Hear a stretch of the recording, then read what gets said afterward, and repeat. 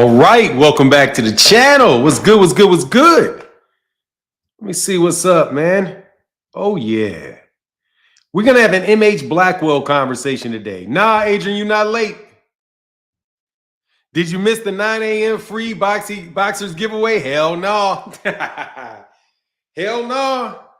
Look, man, this is going to be an MH Blackwell video today. This is going to be an MH Blackwell live stream. I'm telling you. Let me know if you can hear me well. I don't see any comments in the comment section yet. Sometime there's a delay. I see we got 27 people in the building. Ray Smith, good morning to you, Fanon, and the entire chat. Thank you, man. This is going to be an entertaining show, I think. Because really, man, I'm about to very well, loud and clear. Cool, cool. I got a new mic. See my new mic? My mic sounds nice, test 1. My mic sounds nice, test 2. That means I don't have to have it all up in my face. That's what's up. All right, I'll wait till people come in here, man. Good morning, King. I'm good, man. Hey, Lori Reed. Hey, Lori Reed. If I ever want Gervonta, I'm going to beg Lori Reed to get him. I think Gervonta could I think Lori Reed could guilt trip Gervonta into cutting the old man a break. Hey, man, help out this old man. Hey, Gervonta, this is old man on YouTube named Fanon. You know, he's not nearly as accomplished as you are. And, you know, is just a tremendous, tremendous supporter of what we're trying to do. You know, will you say hi to the guy once for me? Just say hi. Would you mind just saying hi? Would you mind, son? Just say hi. He's just a nice old man. You know how them old men are. You know, they just want to say hi. They just want you to recognize him. He wants to feel important. Tank, why don't you make the man feel important? See, that's who I'm calling. I'm calling Lori Reed. I'm gonna call Lori Reed and tell her a sob story, please. No joke, though. All jokes aside, though. Shout out to Lori Reed. And shout out to the Upton Gym, who we are definitely. If you guys want to, hey, anytime you want to put a bid out there on his glove, you can put a bid out on his glove. The next glove over the next 3 days. Got 3 days, bro. We're gonna do it 3 days. I gotta adjust the system. Lori Reed said, "Yeah, you know, I know the secret, Lori. I know the secret now." Don't think I don't pay attention, Lori. I'll be paying attention closely.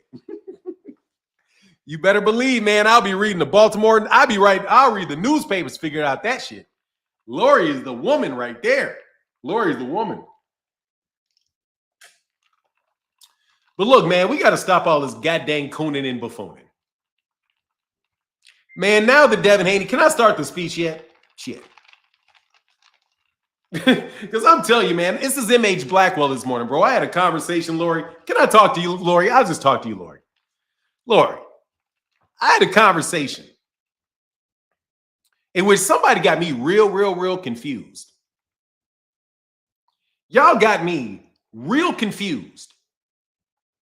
Y'all do not believe at all when I tell you that I am not the media.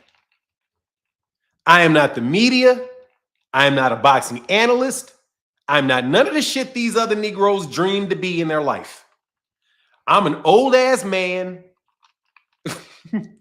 I'm an old-ass man. I'm an older man preparing to be an old-ass man with a gray-ass beard whose sole focus in life is getting my kids to where they need to get in life. That's me. Okay? I'm not trying to be #1 boss on YouTube, dog. Okay? I ain't trying to fake it till I make it. This shit was an accident. You know what this is? This is an accident. God gave me this. God did this. Not me. This was not planned. I'm not going for a gold one. I'm not going for a gold one. But I can tell you this. I know that there ain't no difference between somebody got 150,000 subscribers and somebody got 700,000. None. You know why? Because we both got this. Because we both got this and we all know what it takes to get this. If I want to have 500,000 subs, I'll have 500,000 subs. Because I'll act differently. I will begin to coon and buffoon. Ain't none of y'all getting no gold ones of this. I talking no boxing unless you cooning and buffooning. Super heavy. Now, please understand that when I'm saying cooning and buffooning, I'm using the definitions that come from this book right here. See how it says Toms, Coons, Mulattoes, Mammies, and Bucks? And this is written by an author whose name is Donald Bogle. I'm not like y'all. I'm not like y'all. Y'all can use my information like AI if you want. I don't mind. You guys don't know the shit you're talking about. Okay, when I talk contracts, it's because I got a law degree. If I talk contracts, it's because I know how to write one. If I talk negotiations, it's because I know how to do it. If I tell you about YouTube and these dudes be full of shit, it's because I know how to do it. I know what this is. I know how to get it. I know how to get the subscribers to get it. I know how to get the watch time to get it. I know how to do videos to get this to gold. I know all the techniques to get this to gold. The question is whether or not you're willing to do them or not.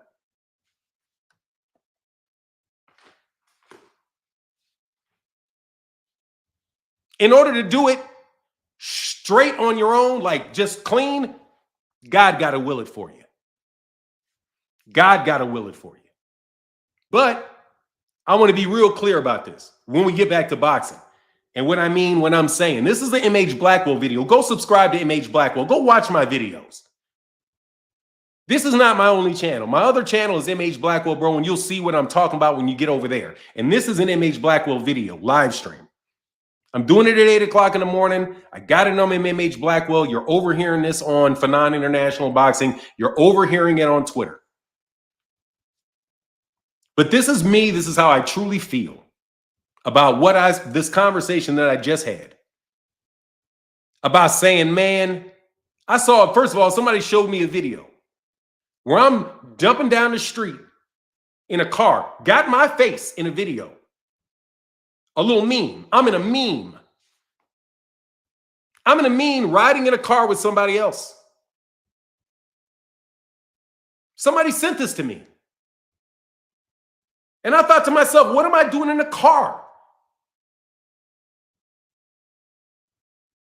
I don't think the same thing they think. I don't think what you guys are saying. I'm not saying that shit.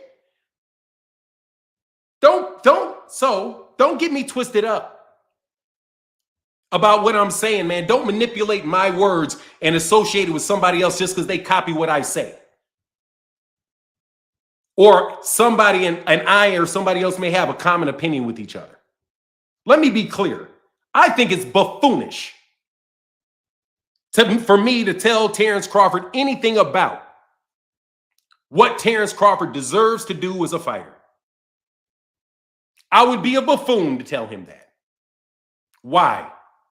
Because number one, if Terrence Crawford does not deserve a fight with Canelo, then nobody else does.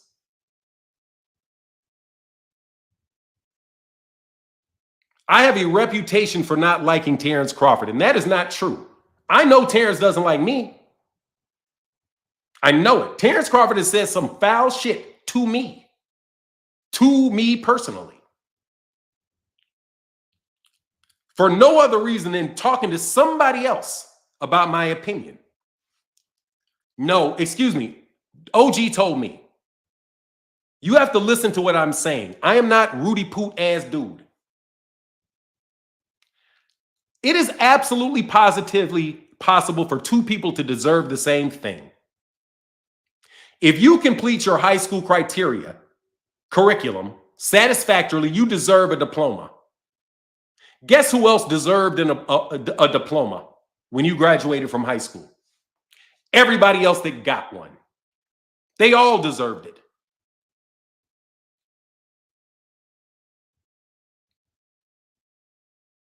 They all deserved it. Terrence Crawford absolutely deserves a fight with Canelo Alvarez. He's met all the qualifications. What qualification is Terrence Crawford missing for a fight with Canelo Alvarez? None. Write a list. If you believe that it is an objective truth that we as people who are not in a ring can determine the value of another man who is in one, truly, please give me your objective criteria for what you need to do to deserve a fight with Terrence Crawford. I guarantee you he will check every box 3 times. He will check every box 3 times. See, before I go into a debate with Terrence Crawford, I would say to myself, what is the subject? Does he deserve a fight with Canelo? What's his argument? And what's mine? I lose. It didn't take 3 seconds. I lose. He is a 2-time undisputed champion. 2-time. He is a pound for pound top 10 fighter for a decade. A decade. He has been a reigning world champion for close to a decade. He's a shoo-in for the Hall of Fame. He's a 3-division champion.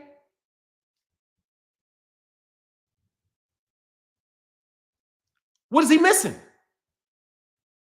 You can't tell me a fight in the weight class because Canelo went straight to a championship in 175 with Sergey Kovalev. Did not wait in line, went right to the WBO championship right away. From a lower weight class. This is just skipping one weight class. This is just skipping 160 to 168. It's only one step further than Canelo did, but then Canelo was actually at 160. Moved to 168, moved to 175, back down to 160. So anyway, the reason that I say this, is because I think we just got to get out of this idea that we can recklessly give these takes like Devin Haney. Like when YouTube first started, it was much more like it's just a bunch of people shooting shit with each other.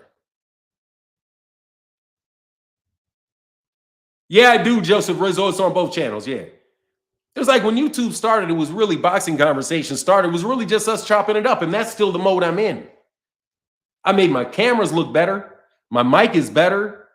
You know, it's something I can do consistently, but it still remains the same thing. What's going on what went on with Devin Haney is manipulation. YouTube channels have now moved into manipulation for the purposes of selling things, creating kind of dissension between people for the sake of views, where the dissension drives the views. And it's cool, but just don't include me in that. Just don't include me in that. When Terrence Crawford cussed me out, I didn't say anything to Terrence Crawford, but hey, man, God bless you. And I wish you and your family nothing but the best, and it's an honor to talk to you. Because even though he pissed me off, because he did, you know, I didn't appreciate you saying that shit about my mother, man, or about me related to my mother. I didn't appreciate that shit. She was foul as fuck. It was literally foul as fuck for him to do that. I didn't start no shit with him. He started shit with me all out of the fucking blue. But whatever. I just tell you, hey, man, and I mean it. I got to be a little more careful about the things that I say. And I've been a little bit more careful since then. Not that I disagreed with what I had said or I thought that my analysis was any different. It wasn't. But it is an acknowledgement that, though, I can get into his house. You can get into the man's house. Clearly, the man's sitting on his couch saying some shit about me. He's in his house. It's not like I'm talking to him in person. So now I understand, okay, there is influence to this. And these are things that are very personal to him. Now, he needs to stay out the stands because kind of that's the job you took. But me, I do have to acknowledge that, hey, man, you know, there is some responsibility that we have in this. So I am not going to make an argument that I think is flawed for the sake of views or for the sake of conversation. If I have a view that will elicit conversation, I'm going to make it, but that's my view. But it has to be based off sound rationale. This ain't nothing sound about this shit.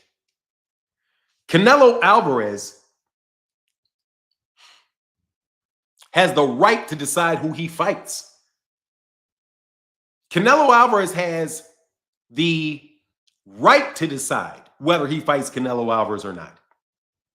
I mean, whether he fights Terrence Crawford or not. That's his right.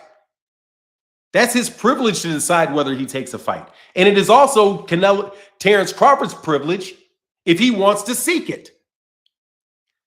It is not, if Manny Pacquiao wants to go from 105 up to 154, he just did it. It isn't a matter of does he deserve it, like there's a check mark every step of the way, like let's decide whether or not we want to allow him to do this. If he dares to do it, he fucking does it. He's a registered boxer with 40 professional fights, duly trained and recognized as a champion. Absolutely, he deserves that. Just like the idea that Gervonta Davis won't be in the Hall of Fame unless he beats a particular person.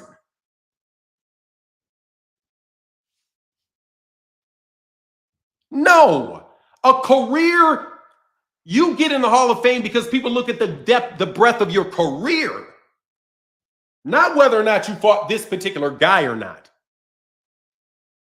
Because they're not going to put you in the Hall of Fame if you only beat that guy. So they're not going to keep you out if there's one guy you don't fight. So the arguments are fun and all of that stuff. But if we are going to be journalists, and I'm not one, and truly people that are influencing the thought process of people, be fair, logically be fair to people. And see, this is the thing with the MH Blackwell angle of this. It's the same thing if you're looking from black people to white people. Treat them fairly. When you analyze them, look at them as human beings, try to empathize with where they are so you can have a view on what they are seeing back when they look at you. So that you can effectuate positive change, not effectuate negative results. So Terrence, I know where the line is with Terrence. I know where the line is with Greg Hackett. Greg Hackett, make sure you guys go subscribe to Greg Hackett. See, we don't respect the intelligence of our own people. My father taught me there's only two people that think black folk can't do something. White folk and black folk. So when you see a group of people preaching at a boxer about what he needs to do in the ring, when they have no capacity to do it whatsoever, it seems to me that you think you can tell that dude something because you're smarter than him. And you can just see it as if you're actually Terrence. Just like some of you have conversations with T. Orlando about the law, and you not have a fucking clue what you're talking about. And it is apparent to me and him, but almost nobody else. But just because only 3 or 4 people see how ludicrous the shit you say is, doesn't mean that there ain't 10 or 11 people that actually see it. And it starts affecting things. Don't nobody need no excuse making bullshit for Canelo. If Canelo want to fight Terrence, dog, fight him. If Terrence want to fight him, fight him. If I say fight him, Canelo, fight him. Why not? This is the same stupid shit that goes on about Gervonta and Lamont Roach. Bro, let's be logical here for a second. I mean, really be logical. Stone cold Dr. Spock logic. I mean, Dr. Spock. You know what I mean? What did Dr. Spock say? You know, when Dr. Spock would put that mind shit on you, make you tell the truth. Y'all probably don't remember Star Wars and Dr. Spock, but he's highly logical, bro. Just the logic. Nobody right now that Gervonta Davis wanted to fight him. So logically, what should Gervonta Davis do? Not make money in December and not fight a reigning world champion in Roach? Of course he should fight him. Now let's look for a second. Dr. Spock, Mr. Spock, thank you, bro. Mr. Spock, Dr. Spock, Mr. Spock, thank you, bro. So what do you want him to do? Let's talk about what you want Gervonta Davis to do. You just don't want to see him fight until May. That's what you want? Let's get outside of the stupid argument about how good these guys are fighters and get to what you actually want to happen. Me, I want to see a fight in December. I want to see a fight every weekend from now till the end of time. So I would rather Gervonta Davis fight Lamont Roach in December and somebody else 4 months after that than me wait 8 months to see him fight somebody after that. I would rather see him fight and then fight again than not fight at all until he makes you happy. Do you want to see a fight or not? Do you want to put your money on the line on Boveda or not? Do you want to run your parlay or not? Do you want to go see a fight and see people on the undercard or not? Which one? Because it seems like you guys spend all your goddamn time talking about how the fight shouldn't happen. But yet you praise every goddamn fight that takes place with somebody that ain't black. Like I said, there ain't but two people only two type of people don't think black people can do something. White people and black people. I'll change that to black people and everybody else.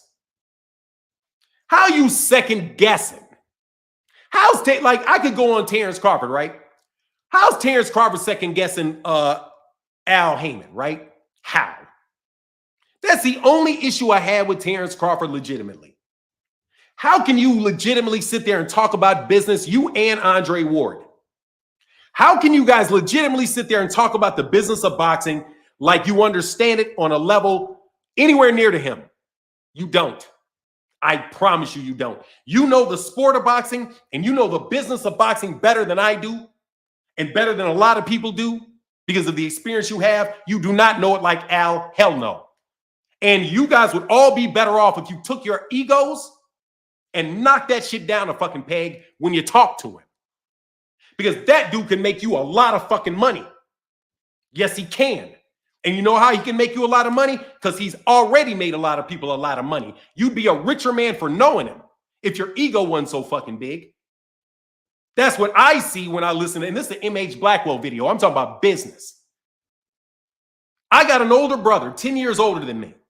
Man, I hate to say it. Every time I talk about business, I stay behind him because he's 10 years older than me and he works in business every day. So I'm going to keep learning from him to the day I die because he keeps learning. So I'm not going to waste my time sitting up there trying to argue with him for the sake of him thinking I know a lot when I know what I know.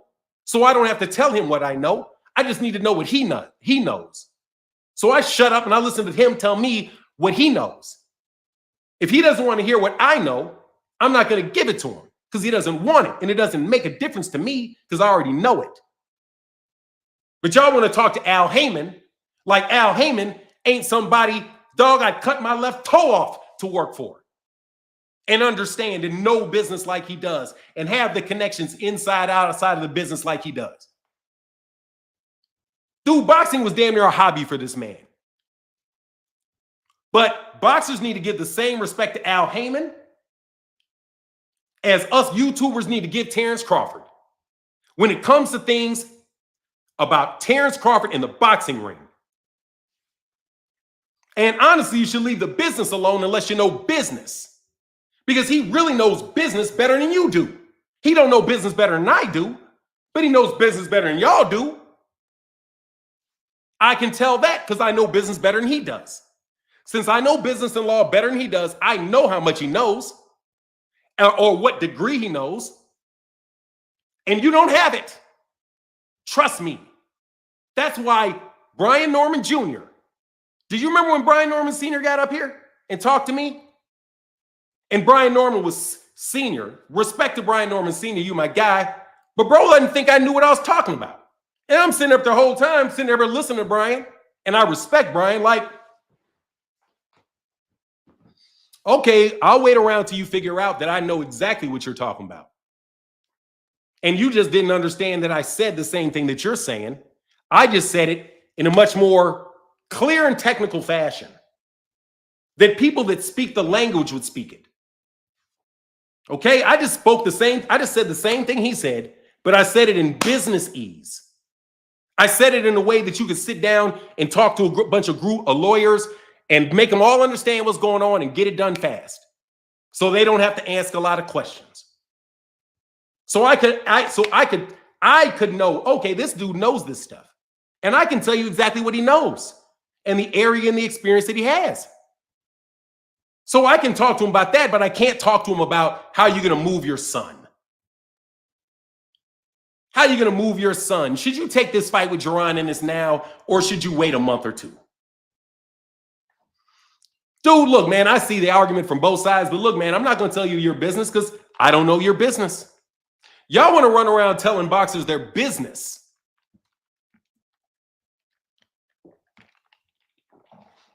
And that's disrespectful. And I'm telling you, Cooning and Bufooning. Just because you can make somebody laugh, just because you can entertain someone, just because you have a personality which is engaging and a style that is motivating and enjoyable, that is entertainment. That is outside the scope of the subject matter at hand. And there's no logical explanation for anyone saying Terrence Crawford does not deserve a fight with Canelo Alvarez. None.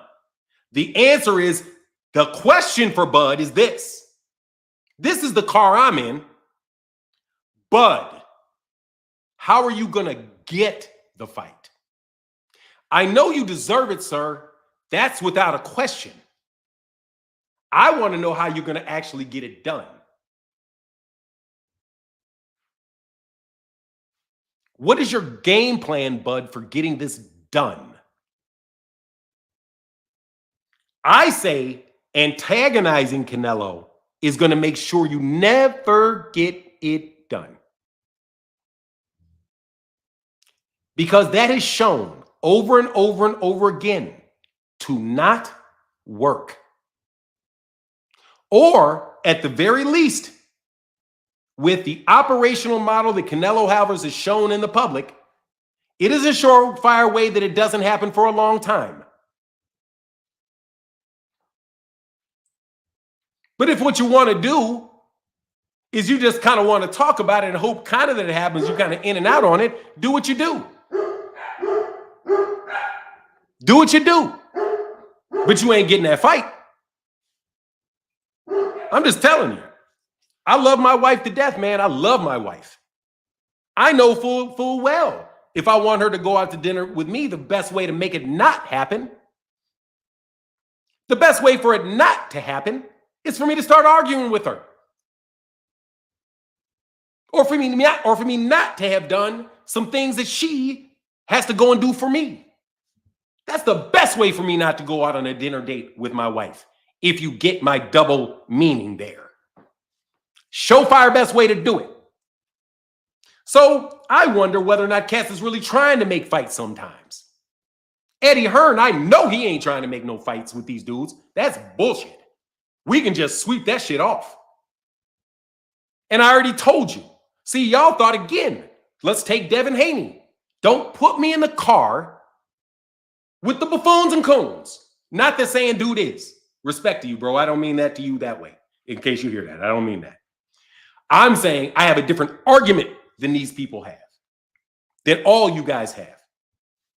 I would never do that, bro.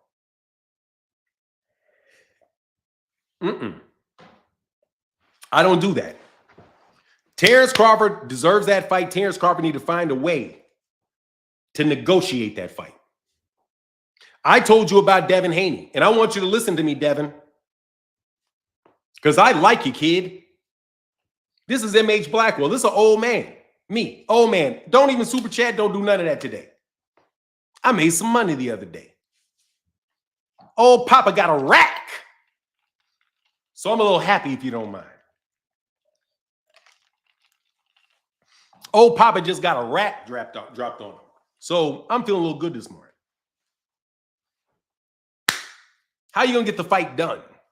But look, Devin, I told you, Devin, all of this, if you would have listened to me. I told you all every problem Devin Haney has right now. And I told you it a year ago.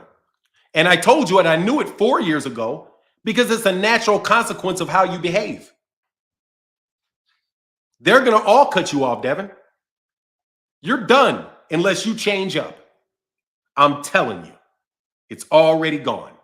It's not cap. I said it 4 years ago. He is going to isolate himself from every promotional body there is. Because you guys think in a way that is immature about business. If you look at any successful entrepreneur, this is black business. This is not boxing. This subject right now is entrepreneurialism. It's not boxing. When I went to work, I came out of school. My father gave me this advice because I asked him. My father worked for IBM for, 30 years. Upper management. And then he stopped and he created his own business, and his own business did very, very well.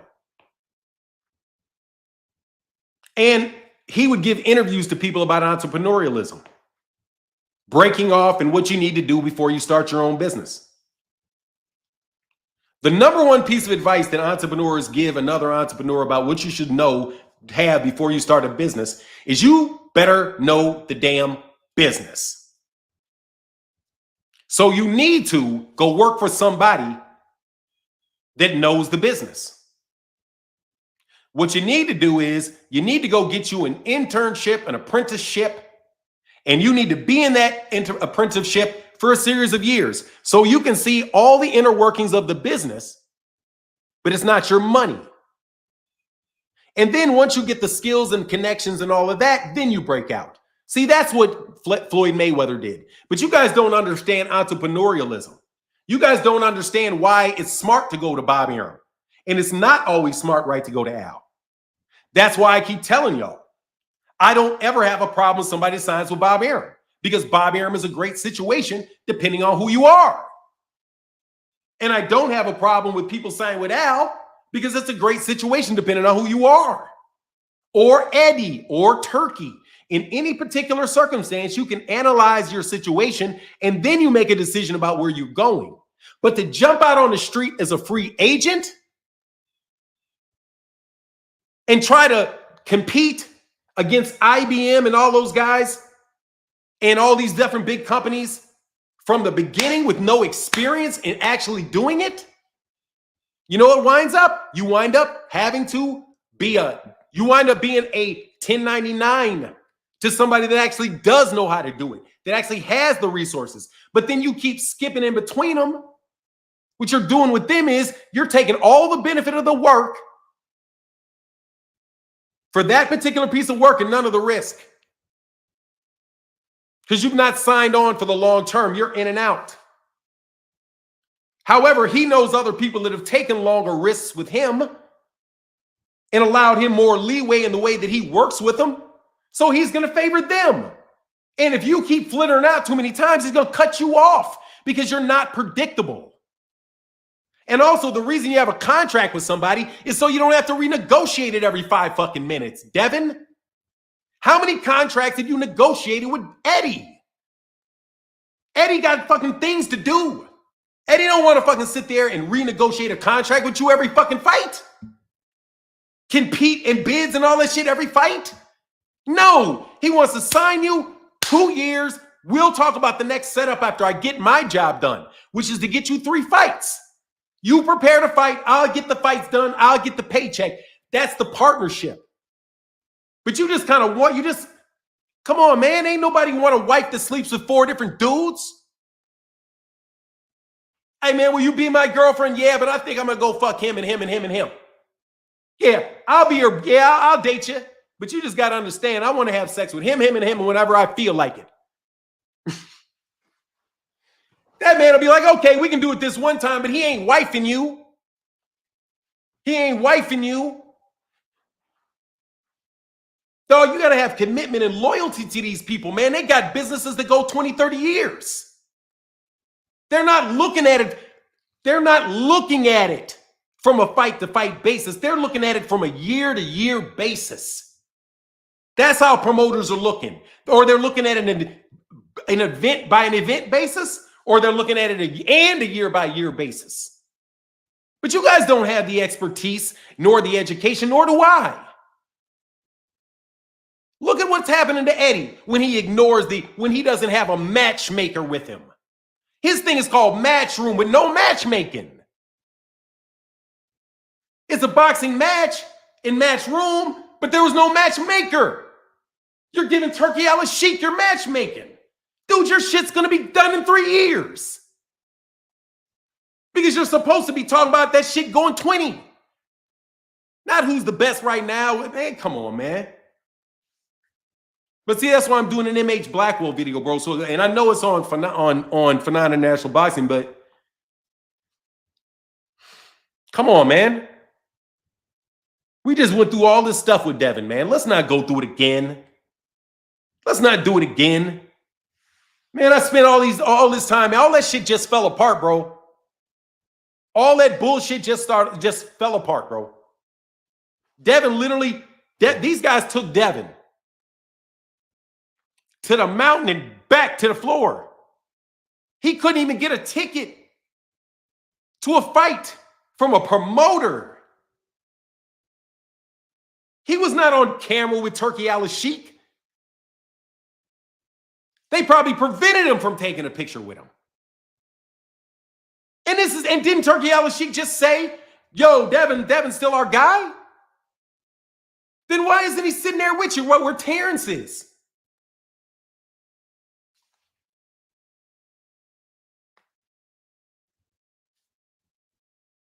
Because he lost. And then you got Devin talking about with Ryan that fight has to take place on his terms. No, Dev. No, it doesn't. It just needs to happen, and you just need to win. And then you need to sign with a promoter for a 3-fight deal, period. You need the first dude that gives you a decent shot, bro. You need to lock that shit down. If it's really Eddie, you got to give Eddie something where Eddie doesn't feel at risk. Like, he's got to feel like he's not at risk. Boxers, like, I listened to that conversation with Terrence Crawford and Andre Ward, and they never talked about what was in the interest of the actual promoter himself. Like, why would a promoter want to work with you? Have you ever asked yourself these questions? Seriously, man. When you go through a life problem, you're looking at yourself, man, and somebody doesn't do something for you, maybe just try this every once in a while. Look at it from their point of view and look at you from their eyes, and look at yourself very, very critically from their eyes. And accept every critique as if it's true in their mind. And you ask yourself, if you were them under those scenarios, would they hire you?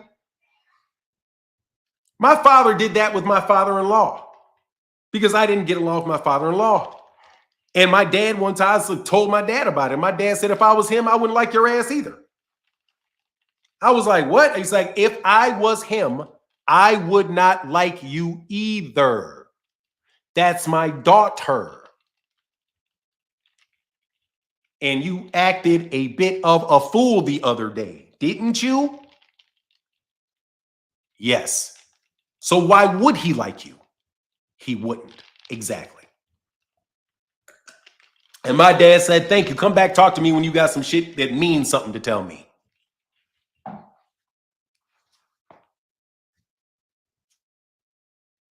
Okay, but back to us. Oh, is just regular people walking around, bro. I'm not telling a truck driver how to drive a truck. I'm not doing it. I'm not. I can't even hardly set up a fucking mic.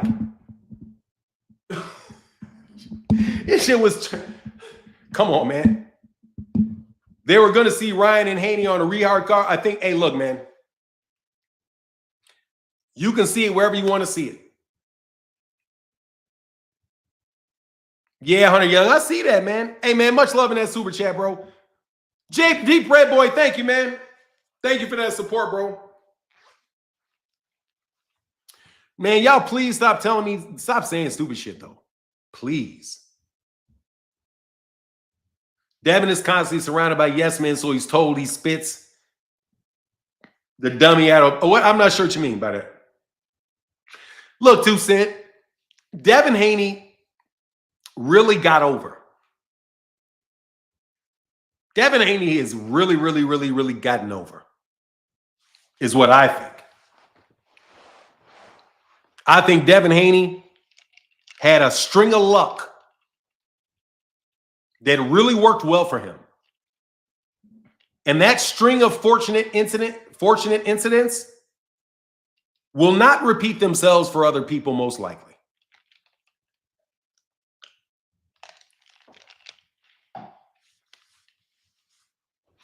Not a front runner. What I mean by that is, look, man, it's like that way with me too. I'll use it from like a personal example, but I felt it the whole time.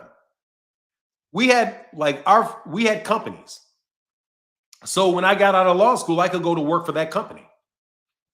I knew that I could go there. I knew that I could make money. I knew that. So I did that. But it was probably a mistake because I really wasn't prepared to do particular type of work I was doing, which was management consultant work.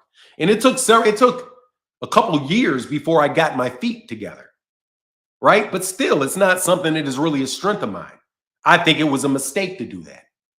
And it took, no, it all works itself out in the grand scheme of things. I understand business. I've worked in those environments. It's an experience I wouldn't have had otherwise that provides me, plenty of perspective in the things that I do now. And I'm blessed for it. But at the same time, man, there was a crash after that because I had to switch because that's not anything that I was not going to be a partner of Deloitte & Touche like my cousin. That's him. That's something he had a passion for. He loved it. Brilliant guy. That's just not something I could do. So, but I do know the thrill of having people think that you're smart. People think that you're successful. People think that everything's going well because you got money in your pocket. You got a nice apartment. You got a nice car. Everything's going well. You're on the trajectory up this way, but you're not. I was not on a trajectory like this. It just looked like it. He's on a trajectory like this, even though we look like the same because we're here at the time. But if I would have kept going, because the basic fundamentals and the love that he had for the things that he's doing, and that's what I'm saying. To me, you can dip, but then you rediscover yourself and you find out what your niche is and what you're good at, and you go back up again. It's just a bump. It winds up just being a bump. So I just bumped though. But when I'm telling you, I went. As far as the things that I was trying to accomplish in my life, I've accomplished things in my life I would have never dreamed of and nor anybody would have ever thought was possible from me. So I know what it is to crash and recover. As a matter of fact, even in this thing that I'm doing now, I crashed. I had a nervous breakdown in front of 500,000-600,000 people. I know what it is to crash. I've crashed in front of you. Many of y'all witnessed it. Many of y'all make jokes about it. Put it all over everywhere. So it was even like God put me in a position where I couldn't even hide from the difficulties that I had to resolve within myself, because no matter where I go, those things are still there. I can't run from me. So you have to make corrections. You have to do those things. So I don't think Devin is no, it's not a crash. It's It's just a dip. Just like a dip in the stock. You don't sell the stock just because, IBM's down a point or two today. It's S&P 500. Let that ride. Devin's life is S&P 500. Let it ride. I still think he's brilliant. I still think he can be one of the best promoters in the history of boxing if Devin puts his mind to it. Because while Devin is being world champion and undisputed champion and all this stuff that he's looking at, also understand that he is looking at the business of boxing from a very unique perspective. The dumbass decisions that he's making with free agency versus commitment to a promotional company, he's going to understand this because he's paid the price. He's gotten the rewards of entrepreneurship. He has felt, he's experienced the adjustments that come from mistakes. And if he's bold, and if he's confident, and if he visualizes his future, he will take that and he'll be equipped with that and empowered with that, and he'll move forward with that. He has an opportunity here. Truly, all of the things you guys say about Devin Haney, and he's only 24, 25, I always rubbished that shit. Because they're all kids, all of them. To me, and Lori Reed and people my age, 55, 60, you're all kids. I was not fully grown at 35. I didn't even have the dip I'm talking about until I was 36.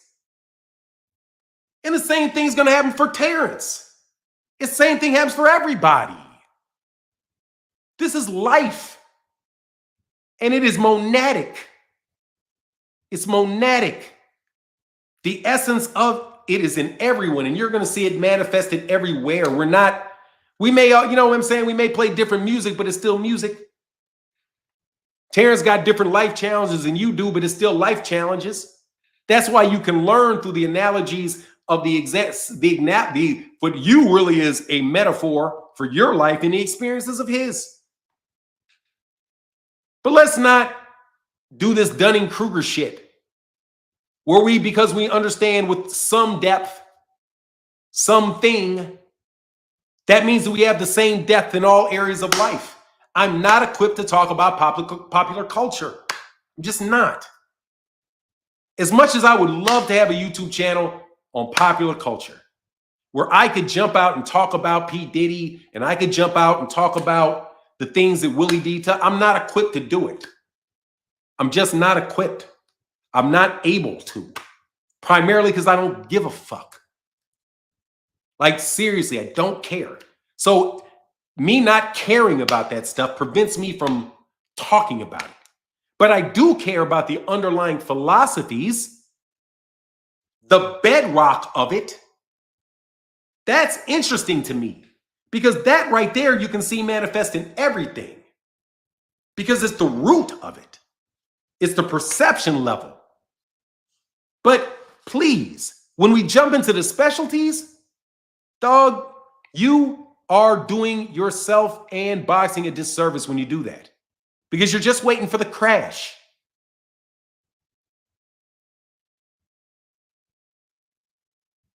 You're just waiting for the crash.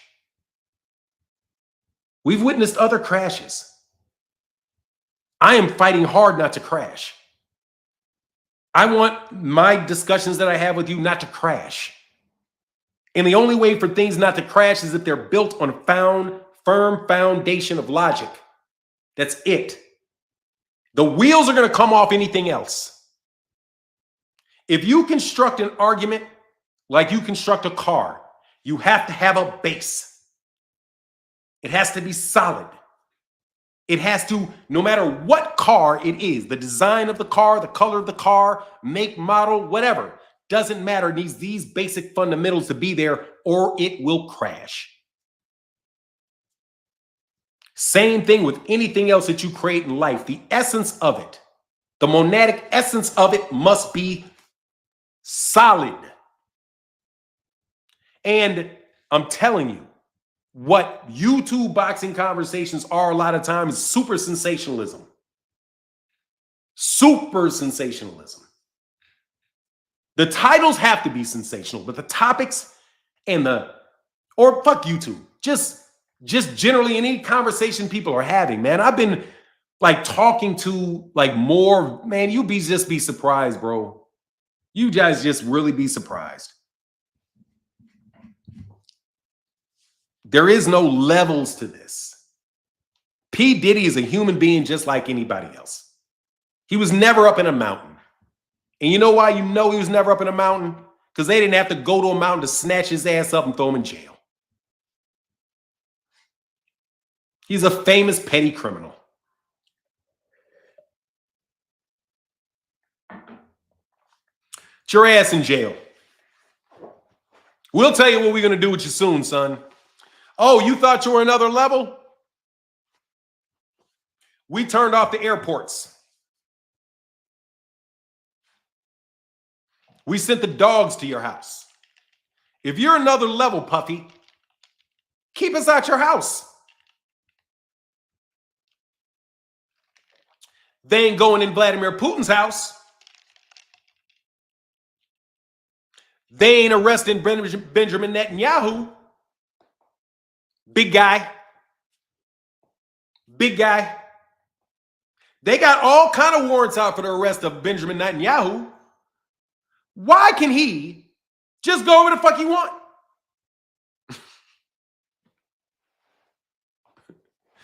They got warrants. I'm sure they got warrants for Donald Trump outside the United States. Yeah. Anyway. Jones fan said, I was there when you crashed. It wasn't pretty, but I'm here supporting my brother any because crash and give on any given day.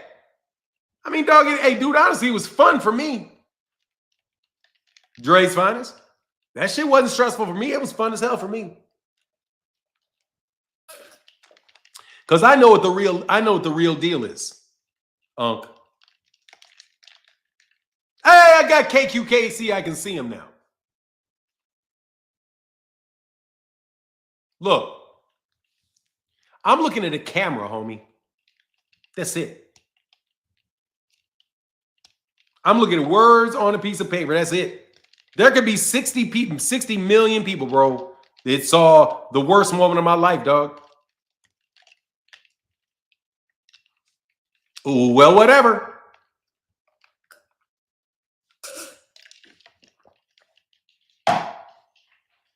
They don't know me, and I don't care. And I'm telling you, most truthfully, I don't care because I got God. God loves me. If people saw it, it's because God wanted them to see it. And I'm okay with that because I can't not be okay with that. I have to be okay with that because I'm okay with everything that he gives me that's good. When you guys leave me super chats or tell me I'm smart or compliment me, I take all of those. You know what I mean?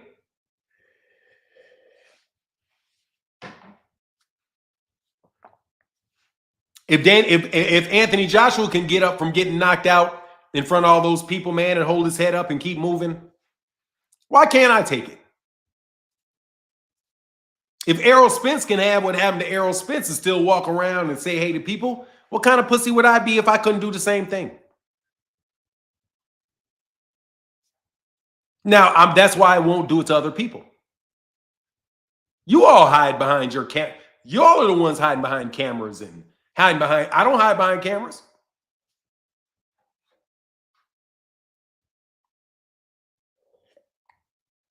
It's too stressful to hide. It's too stressful to hide. If you hide, you always worried about what's going to happen when somebody finds you. Well, if you don't hide, you ain't got to worry about somebody trying to find you. It becomes immediately like everybody else because you can die any day anyway. See, that's logic. That's logic.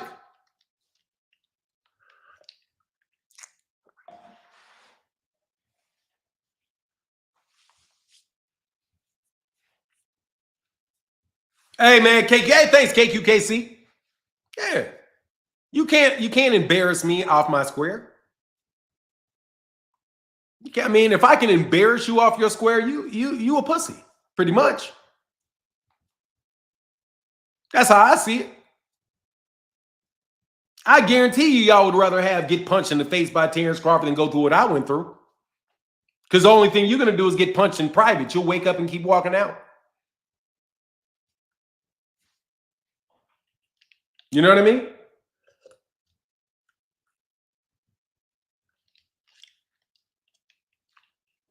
Look, let me tell you something. There ain't no such thing as a big YouTube channel in boxing. Ain't no such thing as a big YouTube channel. We're all the same size. I'm telling you, bro, we're all the same size, dog. You guys can believe all that fantasy shit if you want. I don't believe it about YouTube. I know I can make, dude, I'm telling you, I can have 500,000 subscribers in a year from now if I want it. That's not my model. I don't want that. I don't want that. I don't want to do shorts.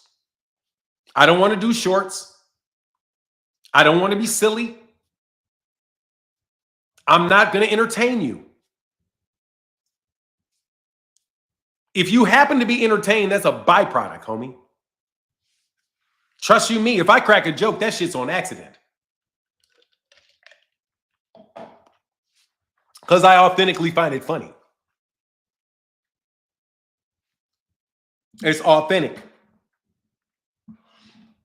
But whatever. Yeah, man, I know the slaves helped the Mexicans take over Mexico and stuff. Oh, thank you. Hey, Barbara D said the passion that you have for the sport and your people leave me in awe. Thank you, Barbara D. I thank you. I appreciate you. Because, Barbara D, let me tell you why this is, what you see. Man, we have a lot of coons on YouTube. I didn't even like the word coon, Barbara. I didn't like it. Because I was like, people are coon time, coon time, coon time, time, coon, toon, coon time. It was like, no matter what somebody says, if you don't like it, you're a coon. Or you're a, but they never say Tom. They always say coon. And Uncle Ruckus, and shit like that. So I studied it. And I actually straightened out what all those are because they're metaphor, because they are archetypes. That's the video that I did on the channel, archetypes. The archetype of the Tom, the archetype of a coon. If you look at the strict definition of a coon and a Tom, y'all are some coons. You are coons. I'm not a coon. You're coons. And I'm not saying that bad. I'll explain what I mean by that. A Tom is a black person that is respected by white people who are committed to the system that supports white people. But he's respected and taken seriously by white people. That's a Tom. And honestly, that's how black people call Toms a Tom. That's what you call a Tom. That's why they call lawyers a Tom. Lawyers are Toms. Why? Because they put on the suit of the white man. They dress in the role of the white man. They do the job the white man wants them to do. They work for the white man that makes you a Tom. Hi, Tom. How are you doing, Tom? Sir, I'm doing well. Sir, I'm sure doing well, sir. Thank you for this job. I'm a hustle up. I'll be right back. Yes, sir. All right. Hey, man, I got a promotion for you, Tom. That's a Tom. That's why you call Barack Obama a Tom. You don't call Barack Obama a coon. You call him a Tom because he's not funny. A coon is a jokester. A coon is somebody always cracking jokes and making big buck eyes. Dero, mammy. All the singers, the dancers, the trumpet players, everybody that white people look at to entertain them are seen as the coon. We don't have to take them seriously, but we like them. They're the good old Negroes we want around. Who are the Negroes that we want around? We want the Tom and we want the coon. The Tom can do the work. They can cook the food and straighten up everything. And then we're going to have a good old-fashioned fight in the backyard. And we're going to get them two coons. And they'll call you that. Because that's what they mean. Go get the two coons. Put them together. We're going to fight the coons. Hey, Tom, cook the meal. That's a Tom and a Cone. Y'all don't even fucking know the words you use. But don't worry, I understood it. I understand now. You're Cooning. Every time you say this, let's talk football. That's fucking Cooning. That's Cooning. That's Cooning. That's not Tommen. That's Cooning. Tommen and Cooning is what Stephen A. Smith does. He does both. He'll go from the Tom. Well, you know about all these protests we have. I don't really know if this is really right. I mean, we've got to support our soldiers. You know, the military, we got to focus on the military, and we got to make sure you're respecting the flag of our founders. Good, Tom. Tell him, Tom. Tell him, Tom. And he got all the white folk looking at you. Tell him, Tom. Tell the rest of them Negroes, Tom. Hey, Tom, can you do me a favor and get out there and go tell them Negroes to calm down? Yes, boss. But, boss, you know it's going to be hard to calm them down. Well, how can we calm them down, Tom? How can we get them coons back to dancing and singing? And how can we get them other ones back on them fields? Get them brutes back to pucking. How we get that? Well, what we need to do is we need to get you need to let us into the house on Sundays. Let us eat some soup with you, sir. If you give a Negro some soup instead of all that corn mush, you know, they'll probably calm right down. I know who they are. All you got to do is go tell Big Buck. You got to go tell Big Buck, Little Sally, Aunt your mom over there. We calm them down. We get their kids some, you know, how about that? I think that'll calm it all down. What you think? Well, Tom, as long as you get it done, I'm okay. But I need all this up-rest stuff to calm down. My fried chicken restaurants are not selling like they used to. Yes, sir. And then he goes out there and he's going to pick which one he's going to do. And how he's going to go about doing it. And then you're going to have all the interaction over there. That's what we're talking about. So can we end all the Cooning and Bufooning? If you're not actually in entertainment,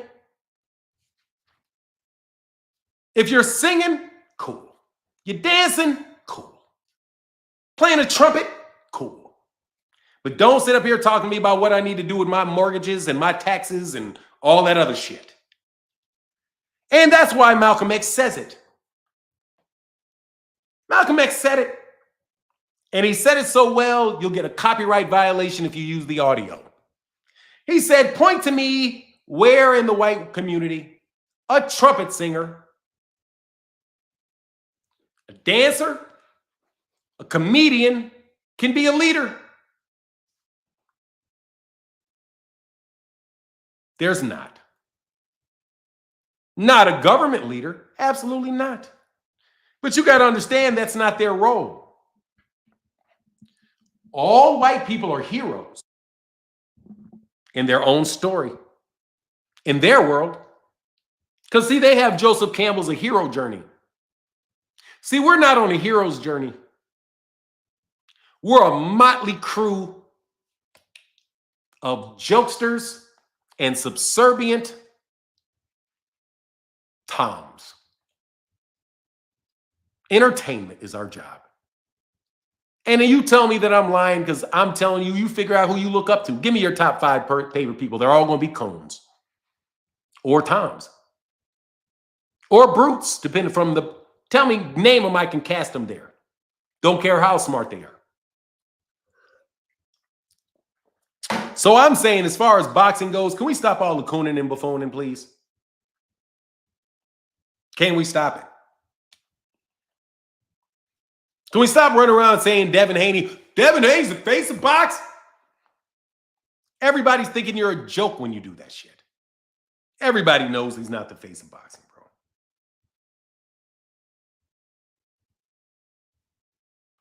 Ralph Chestnut's a phenomenon, in no way trying to preach or anything, but your wisdom, logical thinking, sense is God-gifted, And the fact that you include God is a testament to that young man. Fanon, I'm in no way trying to preach or anything, but your wisdom, logical thinking, sense is God gifted. God is all. It is God. It's look, bro. God is real. And even if he wasn't real, it wouldn't matter. That's how great God is. You don't got to believe him. It don't matter. You ain't got to believe in him. It don't matter. It don't matter. He ain't going nowhere. She ain't going nowhere. You ain't got to find him. You just got to open your eyes. But you ain't even got to do that. Really? That's my take. Hold on. Where is that at? So how many boxing fans do you think are on YouTube watching these boxing channels? In total, 200K. I've noticed most channels get around 10Ks of view. Look, man, here you go. It depends, Samson. It depends. You can always get more views if you do short videos. I don't look at it like that. You can always do a lot of views if you do short videos. That's why I said I could be at 500,000 views. I could. All I got to do is take a sound bite, say something fucking extraordinarily controversial, slap it up on a fucking short and throw it on YouTube Shorts. You get a ton of subscribers over that way.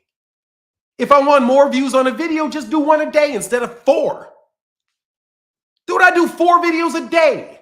You got people say, oh, you do 10,000 views a video. The fuck I do. I don't do 10,000 views a video. I do about 20,000 views a video. You just don't know it because you don't know what the fuck you're looking at. I mean, seriously, I could show you a file, and the file is the video. I chop the video up into 3 subjects, and I drop it at the same time. You can't tell me my videos. That's why I hate King talking to me. You don't know I made 1 video. If I did 1 video and you didn't have 3 other ones to choose from, you'd watch this one. So I would get more of my subscribers watching 1 video because my subscribers don't watch 3 videos. You're not going to watch 3 10-minute videos from me and a live stream. The people that watch the live stream watch the live stream. The people that watch the first video watch the first video, the second video watch the second video, and the third video, the third video. All of them are 1 video. You can't tell me it's 10. I know the math. If you do 3 threes, that's 1. If you do 3 threes, that's 1. If you do a 3, you take that number of views and you decrease it by 10. You guys don't know what you're looking at. So I don't like when I'm not even going to explain to you the analytics of it because I understand it. They don't. When you see a 2-minute video that does 40,000 views, that's 4,000 views, not 44. And you don't understand why that's 4, not 40.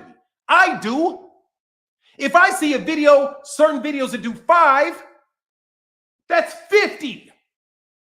When you equate the two, you don't know what watch time is. Watch time. You guys don't know how big I am.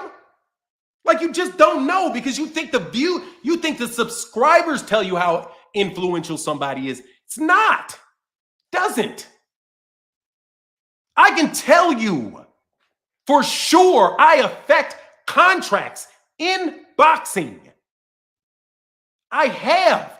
I know what I'm doing. So King comes up here always trying to minimize me and always trying to say, oh, look at the numbers Fanon does. No, listen to the concepts I teach. Listen to the concepts I teach. Don't look at the numbers I do. Look at the concepts I teach. Look at the things I talk about.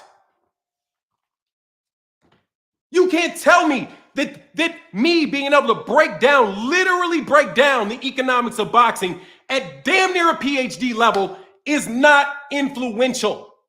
I can keep a promoter from doing something. I know it.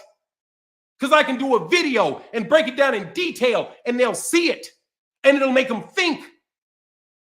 You go tell me certain camps and how they started behaving after I had a conversation with them and I explained it to them.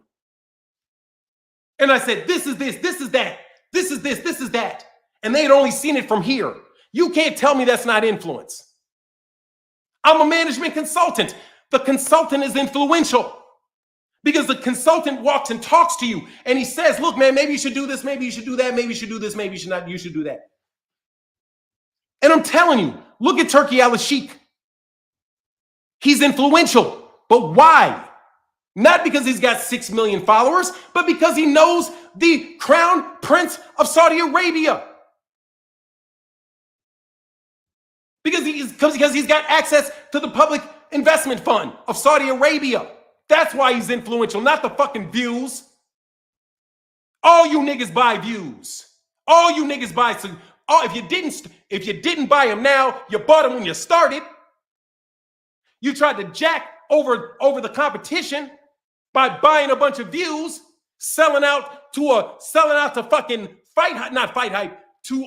Ring Magazine, so that they could give you some interviews. You bought your views.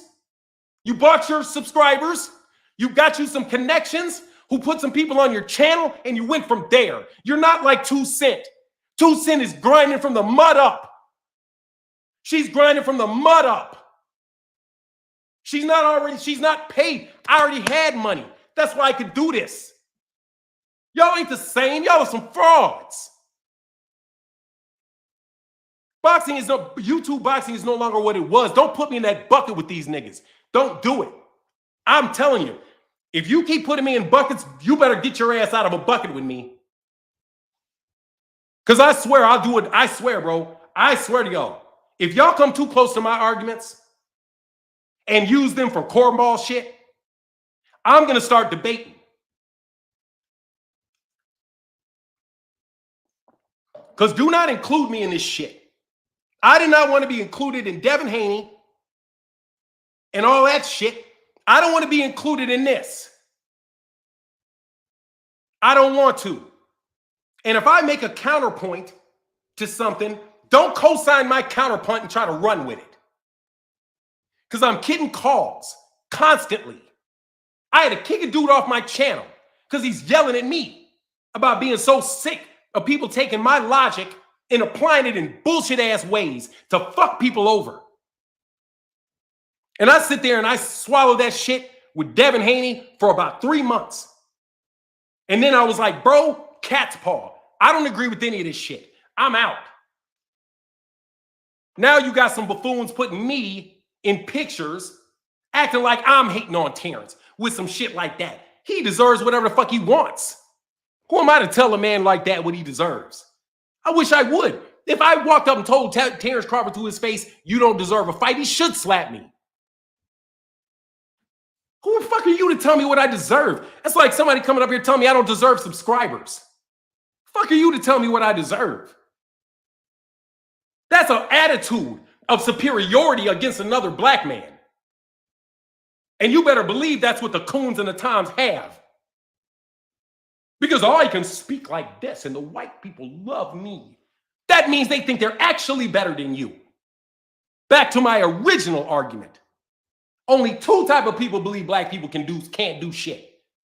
Black people and other black people and everybody else. Ain't no way in the world y'all should be talking to Terrence like that. Or Andre Ward like that, or Floyd like that.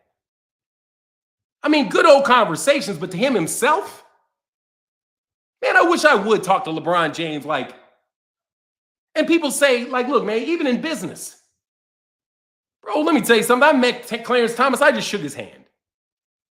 I was smart enough at the time when I met Clarence Thomas, just shake his hand. I'm not about to lecture this literally dude who was on the U.S. Supreme Court about the law and whether or not he should be lecturing me about Rule 1113B sanctions or not the first time I ever meet him. But I'm like, God dog, man, this cat is, no, I think I'll just listen to the Supreme Court justice and shut up. And I'll let other Supreme Court justices and other esteemed people within the legal profession deal with a guy on that level. But every Tom, Dick, and Harry on YouTube thinks they're smarter than Al Haney. And unfortunately, every Tom, Dick, and Harry on YouTube include the boxers. You would have to study for the next 15 years, damn near nonstop, to get anywhere near what that man knows. Because he's been doing it since the 70s.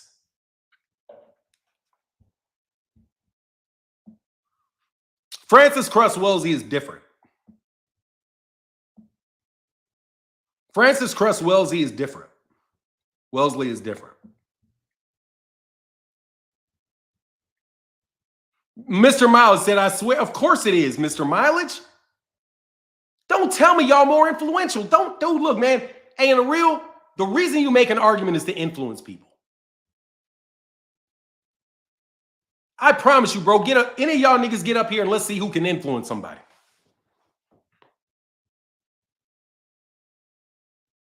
That's why we debate, isn't it? Isn't the reason that you have debate to see who can influence the thoughts of the people listening? Not who can buy, not who somebody can transiently press a button with. Man. Anyway, man. That's what debates are for. And none of y'all will touch me. None of y'all will come near me.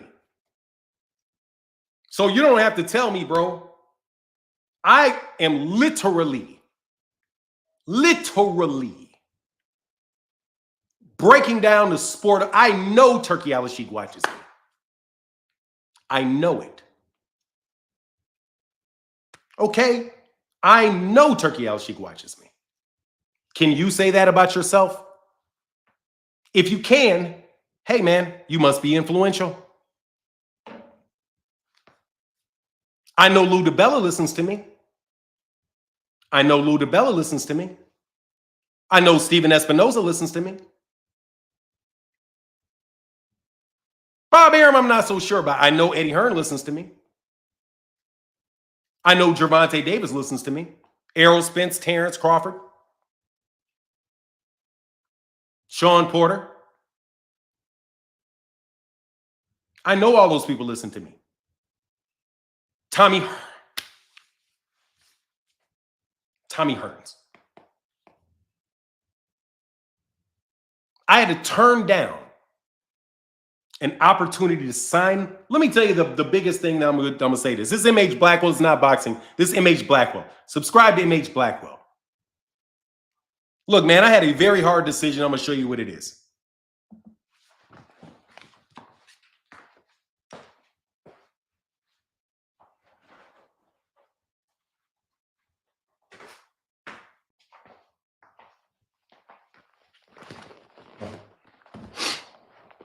I'm going to show you something.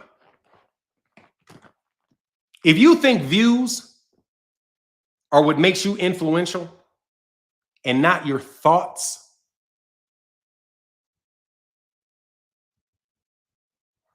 not your thoughts, what you think and not what your thoughts, what you think makes you, and what you say makes you influential, not how many people see it. Because you can create a concept like Neely Fuller Jr. and it can permeate all of Black, what you call culture, and nobody even knows his name. He's enormously influential. Rosenwald. There's a man named Rosenwald. You guys don't know how Rosenwald interacted with Booker T. Washington. One of the most influential human beings, most influential people on the education of Black people, you guys probably don't even know his name. Dropped a cool $70 million on Black folk to educate people throughout the South. You don't know his name is. All kind of people from that area you'll know, but you won't know him. He's extremely influential without any of y'all knowing his name. One of the reasons I have an education is because of this dude. Only thing I knew was the name that was on. Only reason I know the word Rosenwald is because it was on a building. That's the only reason I knew the name. Didn't know who he was, but Rosenwald Hall. Rosenwald's all through the South. You don't even know who that guy is. Influence is not standing up there tap dancing. That's not influence. Chris Brown singing and spinning. He motherfucker ain't influential. You kidding me? Ain't nobody changing their life based off what Chris Brown says. And Chris Brown sells a bunch of albums. But is he really influential musically? But is he really influential? Not as far as the course of America, but how about a thought leader? What about somebody that lays out the philosophical foundation upon which you can set a program to improve the lives of people decades further? That's influence. Not somebody pressing a subscribe button. Okay? The influence you have on your son, that's influence. Not the fact that the musician has a lot of influence on him in his ear, but you got more influence on him because you're with him every day. And in your relationship, that's the influence. You influence somebody to do something. Now, they want to say you influence somebody to buy their product. See, when social media influencers are commercial because they want you to influence people to buy their product. I want you to influence somebody to watch a Devin Haney fight. I want you to influence somebody to buy my cola. I want you to influence somebody to not fight someone else. I need you to influence something for me. I'm Canelo Alvarez. I need a YouTuber to jump out there and tell the whole world that Canelo Alvarez, that Terrence Crawford doesn't deserve the fight. Hey, I need somebody, hey, Mr. YouTuber, I need for somebody to tell everybody that Devin Haney is the face of boxing. But, man, that don't make no fucking sense. Does not matter. That's what we want them to do. So say it and influence them to do this. When you say you don't want to fight, what are you doing? You're trying to influence people not to accept the fight. When you talk bad about Gervonta, what are you doing? You're trying to influence them not to like Gervonta and to diminish his fight. That's what you're doing. That's how you're influencing people. What are you influencing them to do?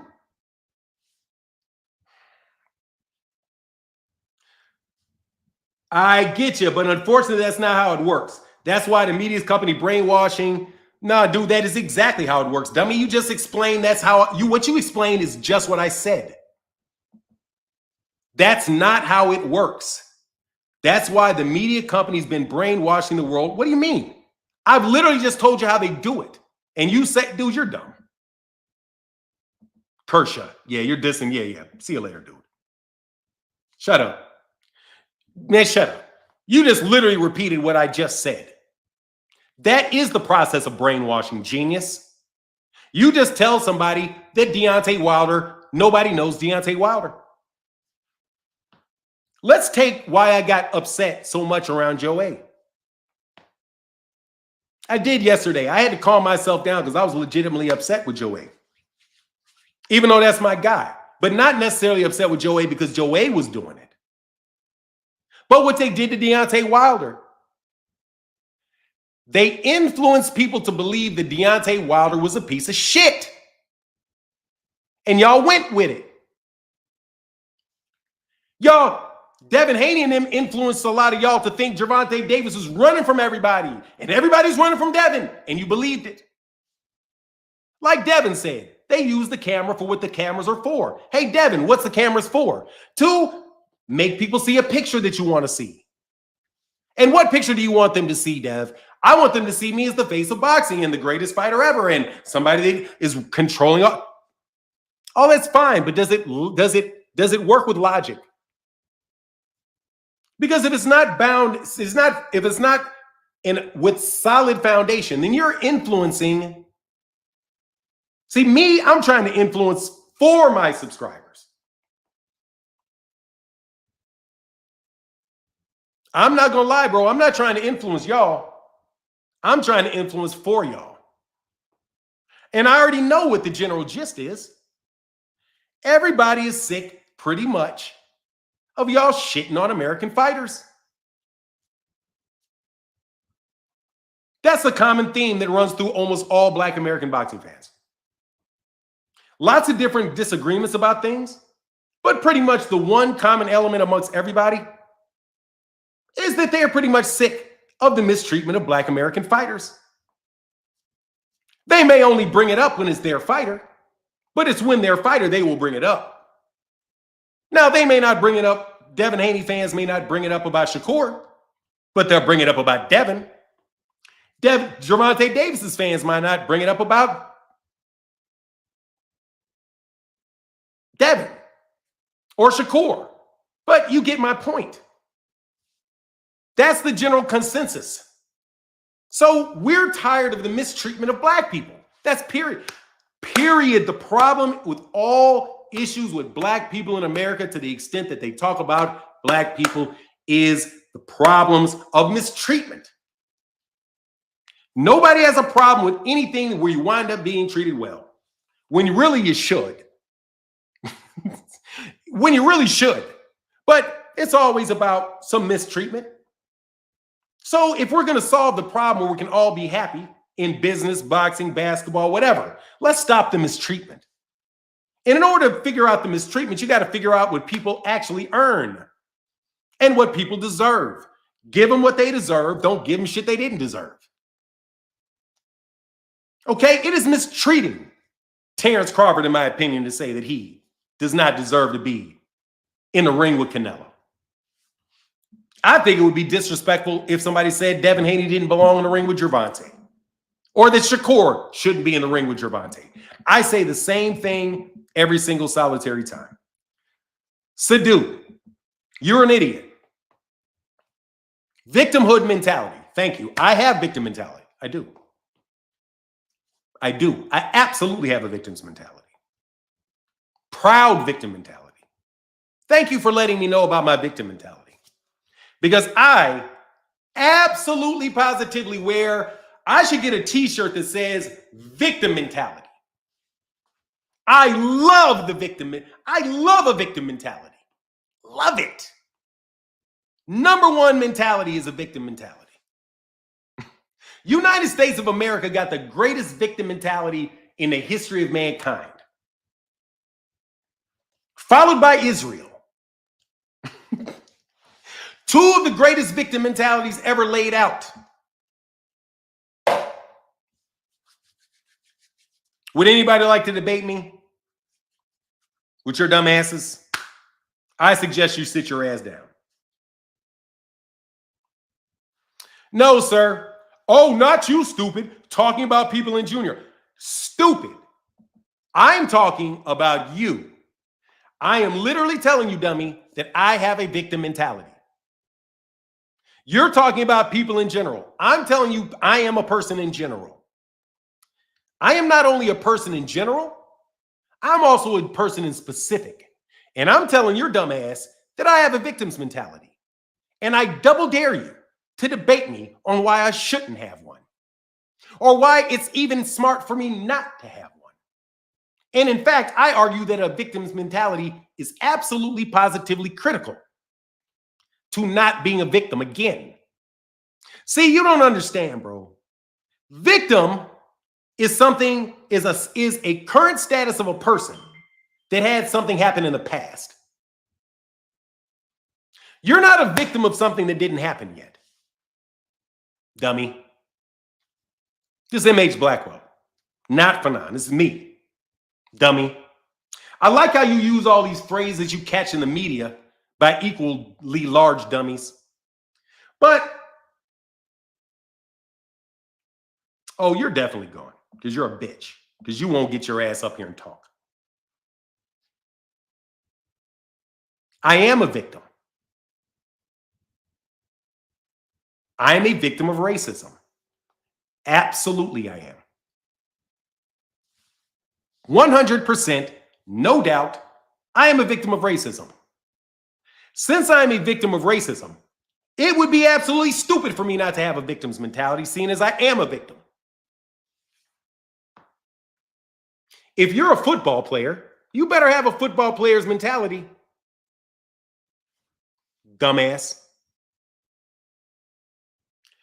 If you are a basketball player, you better have a basketball player's mentality. Stupid. If you have been raped, you better have a rape victim's mentality. You know why? Because you don't want it to happen again. If you don't have the mentality of somebody that knows it can happen, your ass is a future victim. You either got the mentality of a victim or you got the future of being a victim. You just want to put some goddamn thing like I'm supposed to suck it up and act like it's not there. Just suck it up and act like it never happened. No, that's called trauma, and that's not good for you.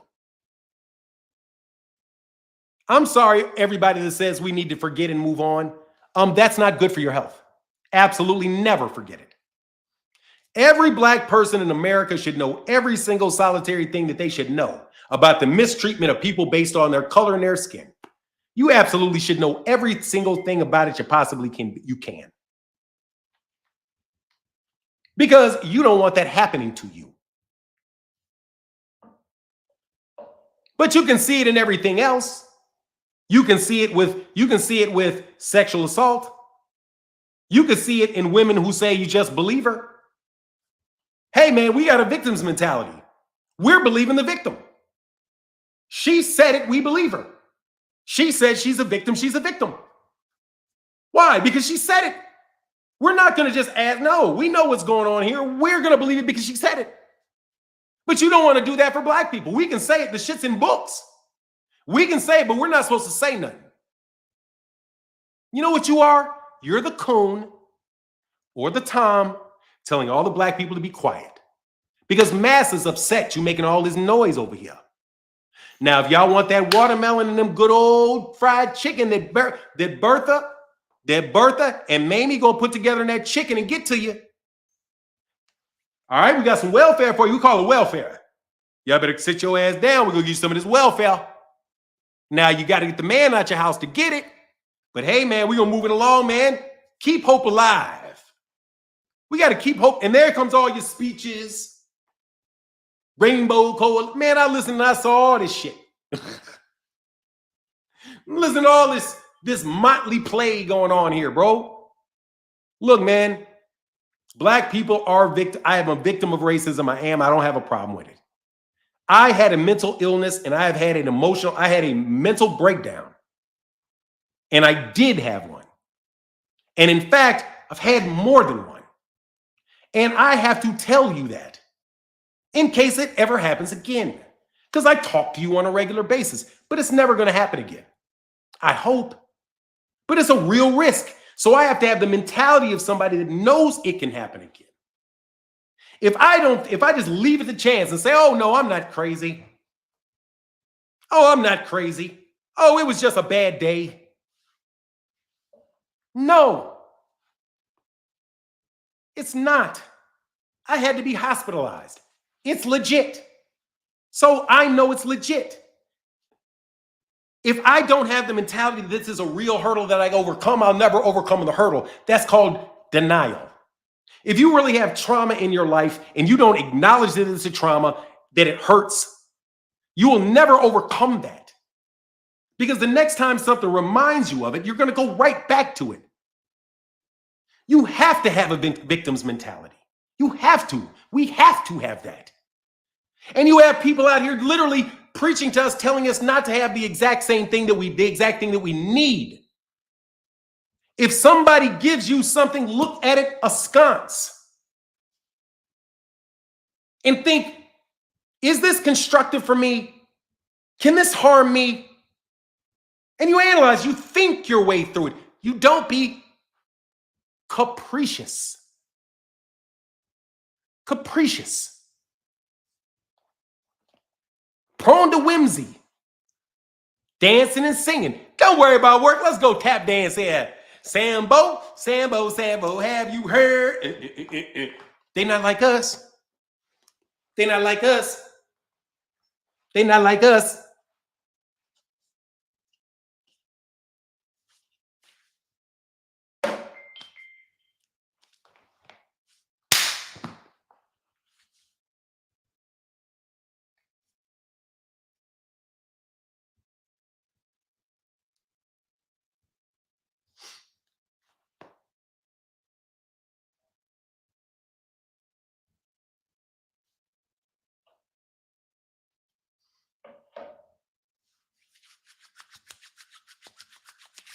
Don't put me in that car no more, homie.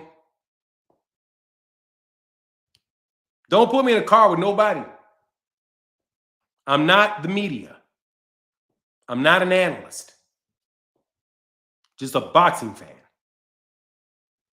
And I would never be stupid enough to tell Terrence Crawford his job. And I hope you guys know that I got nothing but respect for you. Don't put me in that car. They're not like us. They not like me. You can say what you want. They could be better than me. I mean it. Watch this. Y'all can be better than me. You guys can be not as good as me. Doesn't matter. You're not like me. And I'd appreciate if you stop stealing my logic. Quite honestly. Because it's mine. Because it's mine. And I don't really like not talking to one body in Yahweh. One body in Yahweh, I heard you. I heard you, one body in Yahweh. I just didn't want to talk about it. Because Devin Haney's entire crew did that shit to me.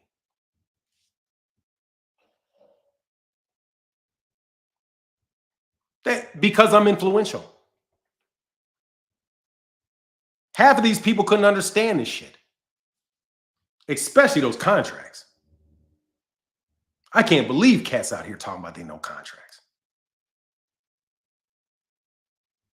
Here's a link, man. Anybody want to chop it up with me and talk about these things, I'm here. But I said this MH Blackwell video. I appreciate your support. But today, I don't think I could go without saying that, man.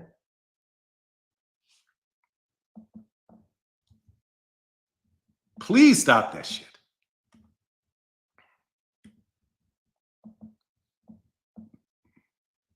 Haney being an overhyped Loma, bum, Cambosis, what has he done? He did, you know what he did? He managed not to get banned, dumbass. That's one thing Devin did. He managed not to get his ass thrown out by saying something stupid, bro. Devin Haney is a world-class fighter. Devin Haney is a world-class fighter.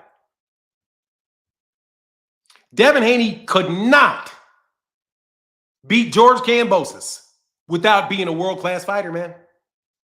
I keep telling y'all this.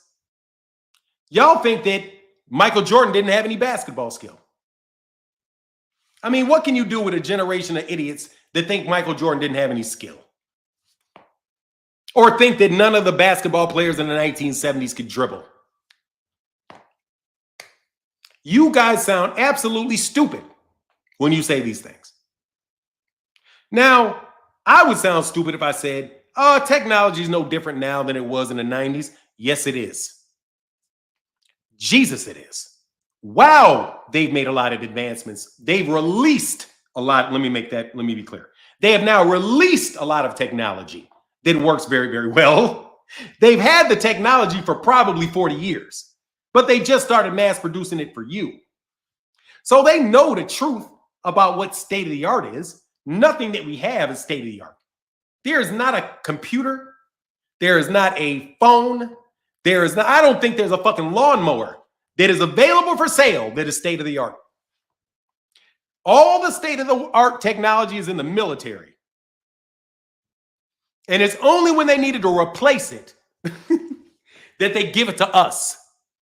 Only when it's been thoroughly replaced. Okay, give that to them now. They can use that. Oh, because we understand it fully. We get through all that shit. Hey, Jameson Children said, people keep telling us to move on from and get over slavery, but let us never forget 9/11 same breath. Man, let me tell you something, Mr. Childress, your stuff is on the way. I don't remember slavery. I can't forget slavery. They're not asking me to forget slavery because you can't forget something you don't remember. They want you to stop talking about it. Why waste our time with things that, again, logic? Listen to the words. If somebody said that to me, I need you to move on from slavery, I would say to them very logically, I can't move on from it. I was never a slave. What I am is worried about it happening again. I'm not moving on. I'm not moving on from herpes. I am trying not to catch it. So whatever it was that slavery was, I would have been in it because my family was in it. I don't remember them. I never even met my family members, but I know they were in it. That means I'm worried about me being in it, or 300 years from now, somebody else being in it again. Because why? All my people weren't always in slavery. They were in Africa. If we're talking about Africans, they were in Africa for a very long time. Okay? And a lot of them were not slaves. Yes, some here, there, whatever you want to say. There were a bunch of them that weren't. And then there became a time when they were. And then there was a time again when they weren't. So let me tell you, Mr. Everybody telling me to forget about something I never, ever, ever had. I'm recognizing that something happened to people. And we're dealing with the ramifications of what happened to them. So I need this situation fixed. So we don't wind up having the same situation again, where my black ass is not a slave, but then I become one. And then I got to fight for freedom again? No, thank you. We already have the historical example that it can happen. It's not a matter of forgetting. You don't remember slavery. How can I remember slavery? There's not a single solitary person on this earth alive now that was alive in 1865. That would make them, 150 years old? I don't think anybody's alive. Just like the people that gave you your money ain't alive. Ain't nobody trying to ask you to forget about them. I ain't never heard nobody say forget about the founders because you ain't never met them. So we're supposed to, every time we look at the Constitution, we're supposed to remember the founders, but we're not supposed to remember the slaves. They were enslaved by the thing that they wrote. No, you're asking me to forget what they did. And I'm not going to forget what they did because your ass is around asking me to forget it, which means you may be trying to set my ass up to repeat it. Anybody tell me not to go look back? Don't go look that way. Nah, nigga, I want to know what was back there. You mighty focused on me not looking back there.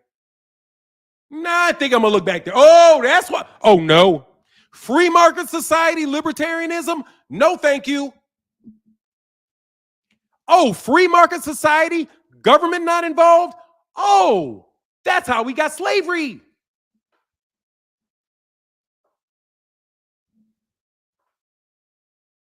Isn't it? Isn't that how slavery got there? They absolutely had no recognition of the laws whatsoever of the areas that which they snatched the slaves from. They bring them, man, you don't stop that shit telling me to move on.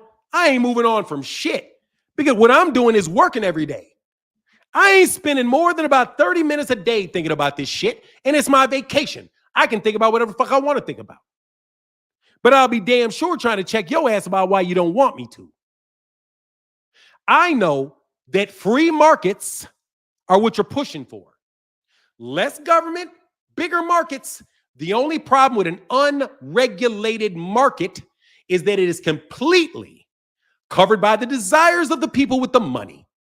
And since there are plenty of people with money to desire other human beings to be their property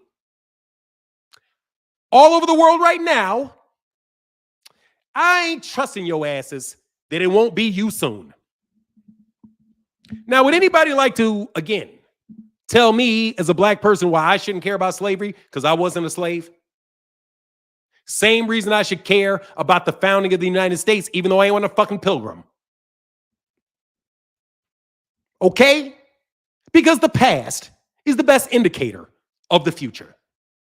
And if I can see variations of ownership, whether it is chattel slavery, indentured servitude, wage slavery, doesn't matter. Autonomous, monadic, financial profiles with biological passports doesn't make a difference to me. As long as you can control over the life of another human being for your financial gain, their mistreatment and exploitation. I don't care if you call it a frog or you call it intense or you call it scientific. I don't care. Scientific, or you can do whatever you want. When you get it down to the nutshell of it, though, I am not trusting you because you've not done anything to deserve my trust. America, I'm sorry. I'm sorry to the upper crust loving non-black people in the world that y'all have not done enough to earn my trust. And until I get, and I didn't say you didn't get my loyalty, that you would not get my civility, that I would not be a constructive and productive meaning of the society, that I will not work to improve the greater benefit for all of us at the same time. I'm not saying any of that. I'm saying I don't trust your ass. So since I don't trust your ass, I am going to look for every fucking thing. If you tell me something, you are no different than Bill Haney. You give me something, I'm checking it. If these I'm telling you, these black YouTube channels talking politics tell me something, I check it. Because I've been lied to a lot by the same system that is telling me not to pay attention to the lies y'all told. The fact of the matter is I don't even really know for sure whether or not there wasn't an entire nation here before we got here. We don't know whether or not people were literally here who were citizens natural to the land that were then taken and placed into slavery who are already here. Because do you know what the ramifications of it, that's true? That means they can do the same thing. They can take people who are here now and enslave them. If you had black people who were here before that were free people of color who were enslaved when they came here, not as some simple business proposition from Africa and transatlantic slaves that simply understands it in a financial and numerical person and isolates it from the people who are actually here. But if you listen to the scholarship and the teaching coming out on it, they're literally starting to prove the case that people were here before, that they were already here, and the shell is being broken off that. That's why they say stop it, because that's not good for creating productive citizens. Because it makes people feel as if they don't trust or they're not along for the ride with all of this. I'm telling you, it is perfectly possible to know that the United States of America is my country. It is where I'm born. It's where I'm going to die. It's the only place I ever want to live, and I love it with all my heart. But just like my family members and what my family members may say about me, though I love Martin very, very well, there's some things about that guy. He's crazy as fuck. He's brilliant, but he's crazy. So there's only so much we can do.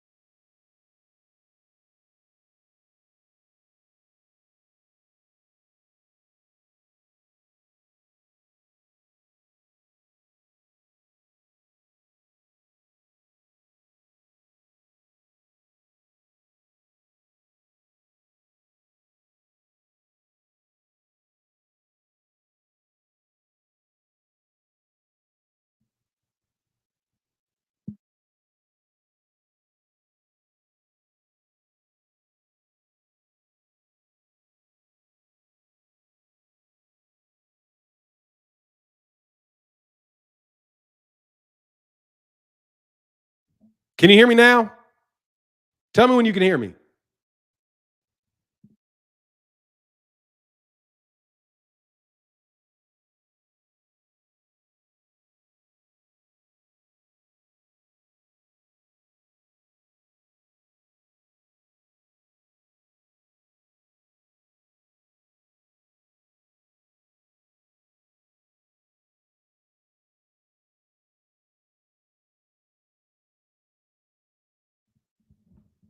How's that?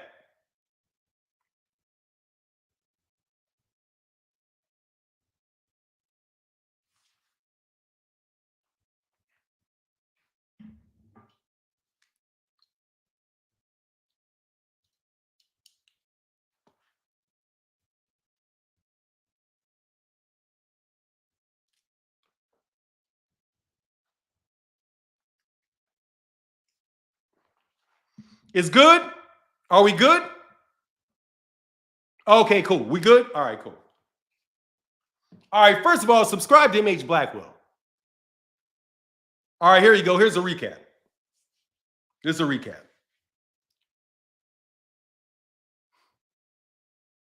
We absolutely positively should never forget about slavery. Never. And people should stop asking black people to forget about slavery. We should have a victim's mentality. Absolutely. Thank you, man. You guys stayed a long time. I'm going to start all over again. Sorry about that.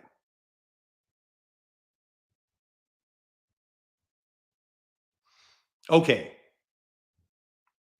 So, absolutely positively, you should never forget about slavery.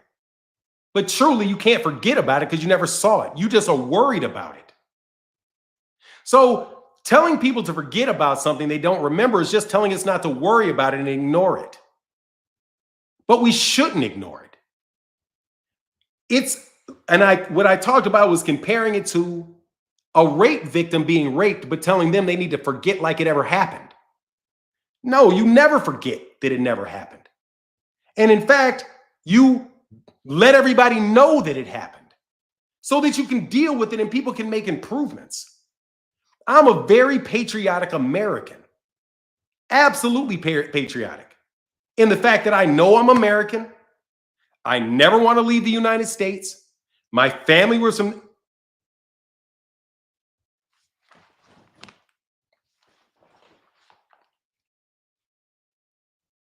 We there? King Judah, what up?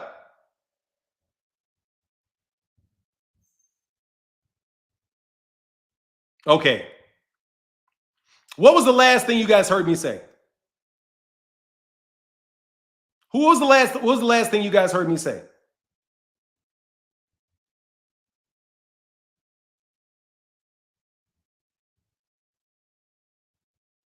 What do you mean Fanon actually said the R word? I'm on MH Blackwell. Dude, I don't accuse people.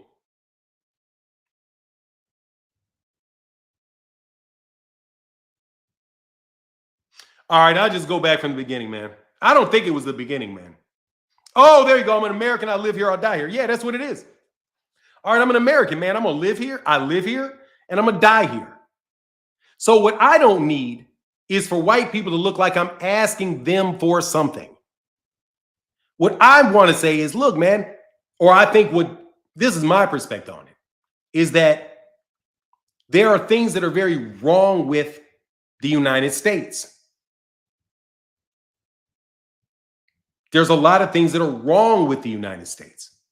So speaking out about what's wrong with the United States is a patriotic act.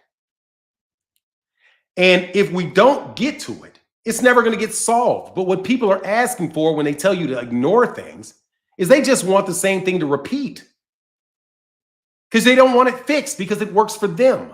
But that imbalance between the people that it works for and the people that it doesn't work for, the goal of the conversation is to work that out. So by not talking about it, you never solve the problems. That's all I'm saying, man. And to have a victim mentality, I just don't understand why people would ever say that black people shouldn't have one or why you should be shamed out of it. When we talk about women and women that get sexually assaulted, you don't need to be ashamed of that. You can tell everybody about it. Just like if a young, you know what it is. Like if a man, say a man got molested by another man. Most men are not going to say anything about it because of the perception of it. But man, honestly, you might as well say something. Because everybody got something. It's just who has the bravery to let people know what is going on, what's really going on. Every one of y'all, I'm sorry to be blatant about it, but every single solitary y'all, one of y'all took a shit within the last 2 days. I mean, I know that's gross, but just to explain the point, there are some things that are common to human experience. Common. Suffering is common to human experience. Problems, being presented with problems, are common to the human experience, all human experience. So if you acting as if you are not suffering from these things, you're not doing anything but playing a role no different than the con, than the Tom, a role no more than the Tom that does all this shit. You think all the people doing this, hey, dear old Sammy, you think that they really feel that way? You think that people smiling and tap dancing really are happy? No, they're not. And neither are the people that think that they act like everything is perfect. It's not. That's why people think, oh, these are great conspiracies to tear down celebrities. No. Puffy Combs was a piece. If Puffy Combs did it, Puffy Combs was always a piece of shit. Always. He just got in a position where everybody could see it. And he was able to have all the things necessary to be the biggest asshole he could possibly be. And he had a bunch of people around him celebrating him being an asshole. Because you know that's what people tend to do when they're around you. When you have something that they want. Nothing you do is bad. You don't think Puffy is being portrayed as this like deviant, but nobody wants it. Like he's the influencer of everybody else. Nobody was influencing Puffy. Who was influencing Puffy? Or is Puffy this wild anomaly and it's just his nature who we finally know? That's why the people that defend him say, hey man, is he really the only one here? Of course he isn't. And he's not going to be the last one because that person is already there. It's in there. That's who they are. And when you ply it with cocaine and drugs and women and celebrity and high risk, big losses, bro, you playing in a fear where it's going to happen. And it's going to happen over and over again. But who is casting that role and how do you interpret it? When it's somebody like Harvey Weinstein, they don't interpret it like this guy's just a fucking egomaniac, asshole, creepy ass dude. It's like he can't possibly be real. He's a construct. I couldn't believe it when I listened to this dude. This guy, PhD in mathematics, philosopher, developing a theory of everything. You know, one of them classically super arrogant ass math nerds that think they know every fucking thing. Talked that Weinstein was a construct. It's a Jewish guy looking at another Jewish guy. Weinstein was a construct. It's like I wasn't really looking at a real person. Liz, I'm telling you, this is why this guy, this very, very wealthy Jewish dude, described another Jewish dude. He was a construct. He was something I'd never seen before. He was like put together pieces from this mosaic of things that don't exist within our culture. You sure, Mr. Weinstein, that he's just not a pervert? That made a lot of money and lied? He wouldn't be the first billionaire to lie about how he got $1 billion. He wouldn't be the first person that had a Ponzi scheme. Right? There's a bunch of billionaires out there making a lot of money that ain't legit. They're legit crooks, but you know what he said? But you know what he was very careful to do? He did not want to draw Harvey Weinstein in the picture of the stereotype or archetype that Jewish people have. He didn't want to say this is just a selfish criminal, selfish, egotistical criminal who used his education and connections within our community to manipulate and take advantage of. He's just got to be some kind, he's an Asian or something. But Puffy just a black pervert. I hate to break it to you. Puffy can't sing. Puffy can barely dance. He can't rap for shit. What's the difference between him and Weinstein? Not a damn thing. Not Weinstein. And what's the guy's name again? Epstein. Not Weinstein. Epstein. What's the difference between him and Epstein? Not a damn thing. Neither one of them knew what the fuck they were doing and made a lot of money off other people, throwing parties and kicking it. Probably taped everything, just like Puffy. But they didn't describe Puffy. 800 million, thank you, bro. They didn't describe, but he didn't wind up describing, they didn't wind up describing him like that. And because I'm telling you, man, I listen to philosophy. Like, really, that's most of the stuff that I do. I don't really enjoy, I've done enough studying in all kind of different subjects, really, that they all come down to philosophy. So that's what these economists and these guys are doing. They're trying to get out of economics and they want to get into philosophy. And they want to spread the basic fundamentals of philosophy of economics into the philosophy of everybody else's lives. And it winds up having absolutely no personality to it, highly manipulative, and no better a worldview than we had 10 million years ago. But they're so fucking arrogant. Yeah, they're perverts. How about you're just a fucking pervert? And you're manipulative. And you like it, or better yet, how about this? How about you just like mistreating people? We don't even have to get to we can get to the core essence. How about you don't care about the well-being of other people? And you see everybody as being a tool to your own betterment. That is the common characteristic between these guys. And guess what? Guess what people like that say? Forget I ever did it. The problem isn't that I did it. The problem is that you keep remembering it. And that's what they're telling black people. The problem isn't that the United States did it. The problem is you keep talking about it. And then you get a bunch of Sambo. I don't even know what the Sambo is. I need to do the Sambo. Then you get a bunch of Toms and Cones. You get the Toms co-signing you, and you get the Coons making fun of you. You get the comedians out there making jokes like D.L. Hughley and niggas like that. D.L. Hughley. Anyway. Yeah. Yeah, anyway, though, man, it's been fun. I just wanted to have a little fun today.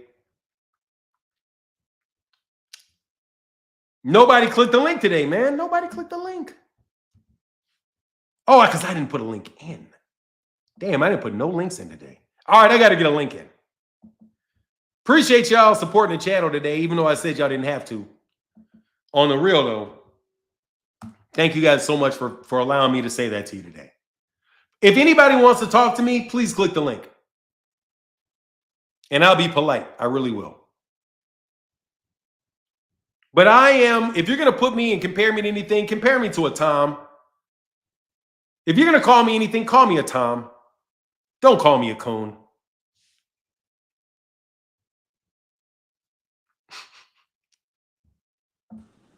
What's up, one body in Yahweh? Hey, how you been? Was that enough for you to never say anything again about it? Excuse me? Was that enough for you to never mention that subject again? That's that situation you were frustrated about? Oh, yeah, man. Yeah. So I turn a different page in my life, brother. Okay, but I'm telling you, dude, I did that for you. I appreciate that, man. Really, I do. Okay, so we're good now. Oh, man, we golden, brother. All right, man. So what's on your mind, man? Oh, man, I just wanted to, just going to like with the Anthony Joshua thing, right? I just wanted to touch on that, if that's okay with you.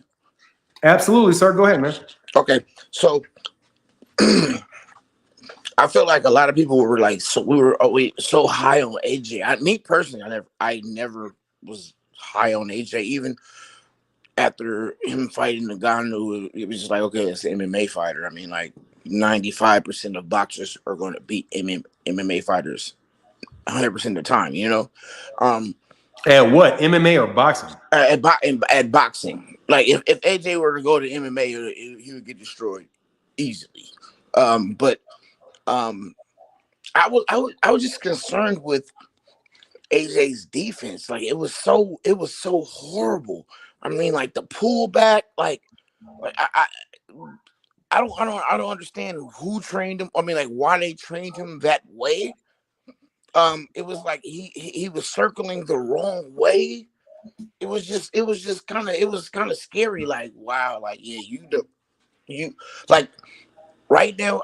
Him and Wilder need to fight now. You know, like that's the only to me the only route for him and for Wilder to even get to relevancy again. Do you agree? Oh, I do. I don't think he can get back to relevancy. I don't think he can. So, well, I differentiate. And honestly, this is, by the way, this is an MH Blackwell live stream. It's not a Fanon live stream. Yeah, so yeah, really, I know, yeah. So, yeah, this is really more about, things not related to boxing. Okay, so all right. This is really your time to say the thing that you wanted, if you wanted to say something. But I'll answer that question. I do not think that Anthony Joshua is going to be able to come back. I think he already had his comeback. Yeah, I think this was the end of it. I think that it was over really after Usyk 2. And then after Usyk 2, because he can't beat Usyk. So that's just, he's not the best heavyweight. That's just period. Right, so right there, trying to build him up to like be this great, that's over right there. So then he went in and he had some fights against people he could beat very easily. Right, okay. And then they brought him back to his first real challenge, one that they thought that he could overcome, and he lost. Right. So no, I think that they've already done the rebuild of AJ, and I think that was the conclusion to the rebuild of AJ. Now, somebody's out here saying something I do disagree with, which is that I missed it. God lost it already, but yeah, that's my take on it, though. Hey, can I show you my new house, brother? I mean, I appreciate it, but you showing everybody your new house. Congratulations, man. That's nice. Yeah, man. Got 30-foot ceilings, man. This is the living room, and I got an outside pool and all that stuff, man. I just want to let you know I'm elevated, man. And all right, man. Congratulations, man. Hey, I wanted to say I apologize for going off. No, you're good, bro. Don't worry about nothing. Hey, it's the past, man. Past is dead, bro. Yeah. Okay. You know what I'm saying, man? Like, look, man. Like, just so you know, bro. That's why I did the video, dog. I mean, I waited for it, though, but I did it because I understand what you're saying, man, and I want to respect you. And so that is when, to the people that may have felt like they caught a stray, that's the reason, because you're not the only person that keeps coming at me with it. It was like another particular circumstance, with somebody else. It was like just every day, bro. I get it's over and over and over and over and over and over again, and I start seeing videos with my picture on it. I'm like, look, at that point in time, I'm gonna tell y'all, man, if anybody is intentionally trying to, man, please do not bucket my ass in with nobody else. Yeah, no, I ain't doing that. I got bucketed in. I've been bucketed in with a lot of people, bro. People think about that like object. Black YouTube channel. Yeah. Disagree with Terrence Crawford. Bro, I don't disagree with, man. I think Terrence Crawford. Anyway, man, I'm not doing all that shit. No, and I get that 100%. Like, you know what I mean? Like, like I said, like, me personally, like, I'll be real with you. I was at one point I was drinking a little bit too much. Let's be real. I'll be real with you, okay? So I had to take a step back and reanalyze myself as a human being. You know what I mean? And no, man, bro. Can I help you? This I gotta go after, and I'm not leaving the chat, but we're in the conversation. Yes, go ahead, brother. Man, ain't nothing wrong with you. Ain't nothing wrong with you. If you were drinking too much, ain't nothing wrong with you. Just don't drink. Yeah, and that's what I did. I had to reanalyze myself. Let me finish, bro. Don't overcomplicate it. Yeah. I haven't had a drink in 3 months because I looked at myself and I was like, damn, really, I'm taking like 3 shots of whiskey 3 days a week. Man, what the fuck is this doing to my liver, man? I'm kind of not feeling, man, let me stop this shit. I wasn't a bad person because I was taking shots of whiskey. I was just doing something that I shouldn't be doing because it's not good for my health. Right. You are not your actions. Your actions is something you do.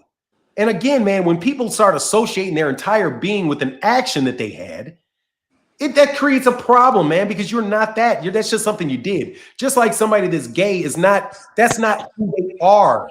They are attracted. A woman is attracted to a woman. That is not what they are. That's just who they want to have a relationship with. Right. So you do something you want to fix. Don't beat yourself up. Because if you be like, man, I'm a bad person, I need to stop doing this. No, that's some dumb shit. I just need to stop doing dumb shit. And it's not hard to convince people to not do dumb shit, but it's hard to recover if you make it personal about yourself. I'm not a bad person because I had a nervous breakdown. I'm not a bad person. I'm just somebody that can't allow myself to get stressed like that. And when I feel stressed, I sit down. And I got to sit down. I got to take a nap. I got to sit down. I got to be happy. I got to tell myself things are good.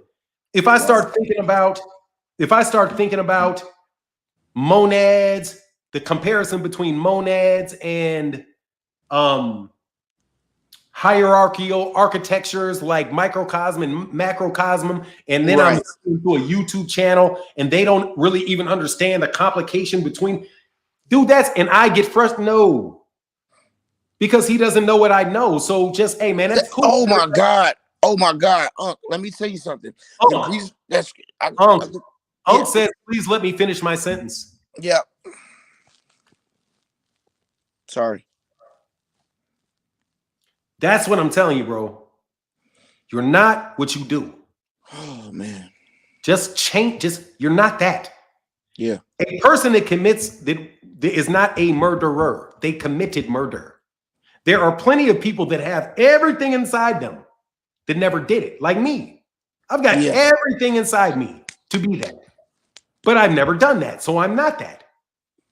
If that allows you to overcome anything, if you separate yourself from the action that you had, you fail a test. You're not a failure. You failed at that action. If you were a lawyer, you wanted to be a lawyer and you changed your mind, you didn't fail at law. You didn't fail. You just weren't good at that. You're not the failure. That didn't go well. So you moved on. And then you find something, you find a success. But guess what? You're not. You're not your success either. You're not your success. You're not your belt. You're not your accolades. You're not your bank account. You're not your house. You're the same person you've always been, that have accomplished different things, that have done different things. That's the connection that you have for God, and that keeps you humble. Because at the end of the day, bro, that's why they say, through all praises due to God. All praises due to Allah. Because if you give them all the praise, then you can say, then even my mistakes fall in your plan. You can thank him for your mistakes. But it's never you. You are not. If somebody says that you are not a good student, wrong. You aren't a good student. You are not a bad student. You are somebody that did not perform well at school. So change it and perform well. When somebody tells you you are something, that makes it objective. This is a cup, right? Yeah. I am a loser. Loser, you cannot embody loser in a physical manifestation. That is a qualification or a description that you give. Or it's related to a specific event. It's not who you are. Right. And that allows you to keep people from blowing smoke up your ass and telling you, oh, you're the best, you're so better, you're the best YouTube channel. No, I am not. I see YouTube channels better than me every day. I can go through this bitch every day. Oh, shit, he's better than me at what I do. He's better than me at what I do. He's better than what I do. Candace Owens is better than me. at the aspects and the things that she does. I can't tell you I'm better than Candace Owens. I don't believe I am. If you tell me I am and I start, well, then I better get better because I really don't believe it, but they believe it. So, no, I'm just going to flat out tell you, nah, that ain't who I am. Right. Because I'm not going to live up to that role or that expectation you have of me. It's subjective. Yeah, but you are objectively you. So, bro, if you stop drinking then you forgive yourself. And if you have another drink in another couple of weeks and you hit it, you just forgive yourself. Man, I did that. I shouldn't have done that. Right. Here we go again, and you start again. The next day, bro, we got to be constructive and productive people and work towards achieving things. Blaming yourself and siloing yourself into a category of loser will immediately prevent your ass from going anywhere. That's why boxers say, man, if you don't think you can win, you're already over with. That's why you talk to boxers and boxers like, yeah, I'm going to beat him up. And everybody like, man, he ain't going to beat him. He don't believe that shit. He has to believe it or it's not going to happen. So use that same affirmation, man, and don't say that around me, bro. Don't say, no. You are not leveling up, bro. You've impressed me enough by being a child of God. Because I know who made you. Mm-hmm. Ain't no way in the world I'll underestimate somebody that was made by somebody that made me. Who do I look at doing that? And nor am I going to look up to somebody that was made by the same person that made me. So just like I am not going to have my smoke blown up my ass by people trying to goad me into things, nor are you going to guilt trip me and beat me down to prevent me from going somewhere. Likewise, I'm not going to do the same thing and look at another man and not acknowledge what God gave him. And you better believe Terrence Crawford, I'm going to end his live stream on this in a second, was given everything that he needed that deserve a fight with Canelo Alvarez. And I'm never going to sit there and curse his blessing like that. You're right. By jumping out there saying, no, he doesn't deserve it. I may say, hey, I think he needs to do something else to get it. And even then he may not get it, but I'm never going to sit there and try to drag him down. Right. When you did that, see, let me say that's what you do to Terrence when you do this. When you say Terrence doesn't deserve to get to Canelo, right? Right. Let's envision that means in levels. That Canelo, that Terrence Crawford is here and Canelo Alvarez is here, right? Yeah. Canelo believes he's here. But me, who ain't a fighter, who ain't got no money, no real money skin in the game. No skin in. I was gonna say no skin in the game. Decides to hook him and drag him down. And say, no, you're not, because that's what the statement is. The statement takes Canelo from here and here to equals. Right. Different weight classes, but equals. But then you say, no, he isn't, because he doesn't, what'd he say? Deserve. Click. You knocked him down to here. I would never do that. Yeah. Terrence Crawford is absolutely here with Canelo, no doubt. 100%. Now, if you're talking about who deserves the most money, that is without a doubt already settled. But we're talking about the fight itself. The fight, the actual fight.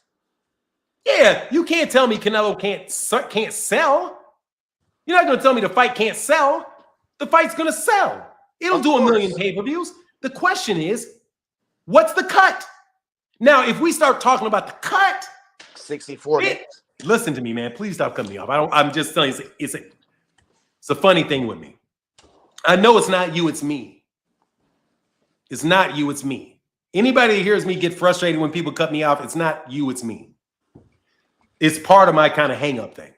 But Canelo Alvarez, man, there's no bigger fight for Canelo Alvarez than Terrence Crawford. That's the truth. There may be a fight that's as big. David Benavidez may be as big, but I don't think it's bigger. So he's taken the financial side of it. He's done a 600,000 pay-per-view. He's shown that Black America will support a fight with Terrence Crawford. We will. We will. So he's got the accolades. He's got the fan base. Everybody. There's no reason that he doesn't deserve it. And I actually hope it happens. But when you try to ratchet him down, like ratcheting down Gervonta, and ratcheting down Deontay, and ratcheting down Errol. No, bro, these dudes, when you get to be a multiple, anybody that has got 2 undisputed titles, anybody that's got 2, there's only like 2 people in boxing that have it. Three people in boxing that had that. Alexander Usyk. And Alexander Usyk got a Canelo fight. I mean, Alexander Usyk got a Fury fight and a Joshua fight. And he came up from a lower weight class. So why can't Terrence come up a lower weight class and get it? It's just a question of whether or not Canelo wants to give it to him or not. But I understand the need to drive conversation. But come on, man. All right, man. Yeah. No, yeah. I just don't. I hear you. Yeah, that was it for me, man. I know I'm cooking a little bit, man. Oh, I know. Hey, I'm letting you cook, brother. You know, I let you cook. Like I told you, man. So, like, I take your words of wisdom and I take it to heart. Because it's not about me gassing you up or anything, blowing smoke in your ass. It's more so, appreciating your knowledge and the stuff that you give out to the community that's here with us. Man, so let me do this, man. Yeah. I've not done anything.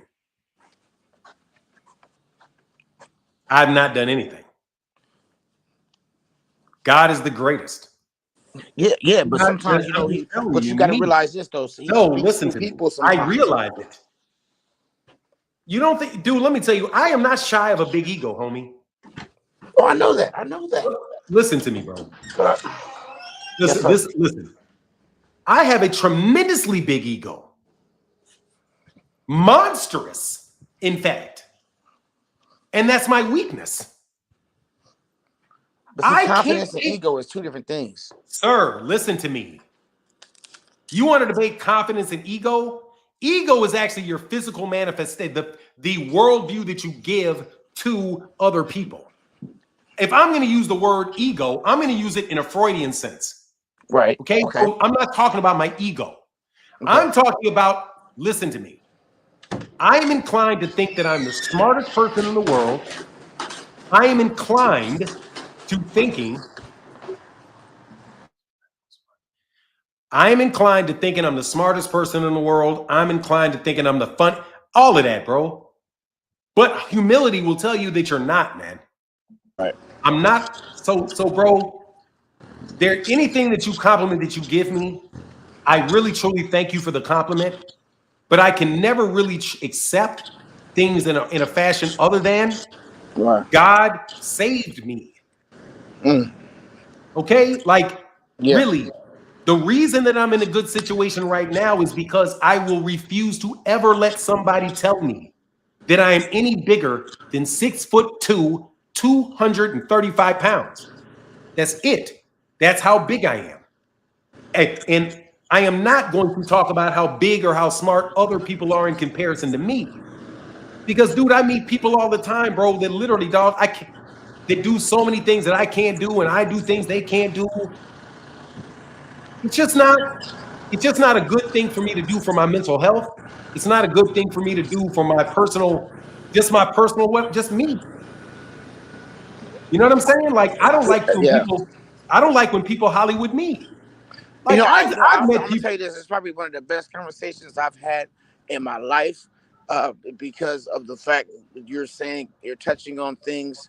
Like I've been praying. You know what I mean? I kind of removed myself. Like I said, whatever the case is, but I've been praying a lot, and literally, you're saying everything that I needed to hear. Just like removing yourself from like trying to like when you touched on one thing. You said it makes you upset when you know things that other people don't really see. You know what I mean? Like you like trying to tell people the things that kind of messed me up at one point, right? And like I'm like, it's right there in front of you, and you can't really change people's minds. But now when you say what you're saying right now, it's kind of like you kind of just have to like not think that you're smarter than everybody, not think, like you said, not funnier than everybody. You have to just kind of just know that you are you and you are made by God and you are perfect enough where you're at, and that's it.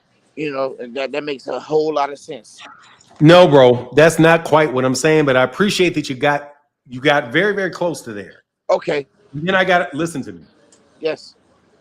I got to let Starborn on after that, but Okay. but be very clear, bro. Yes. You are just you, period. Hmm. Everything that you decide, you just talked about are the things that you do. Okay?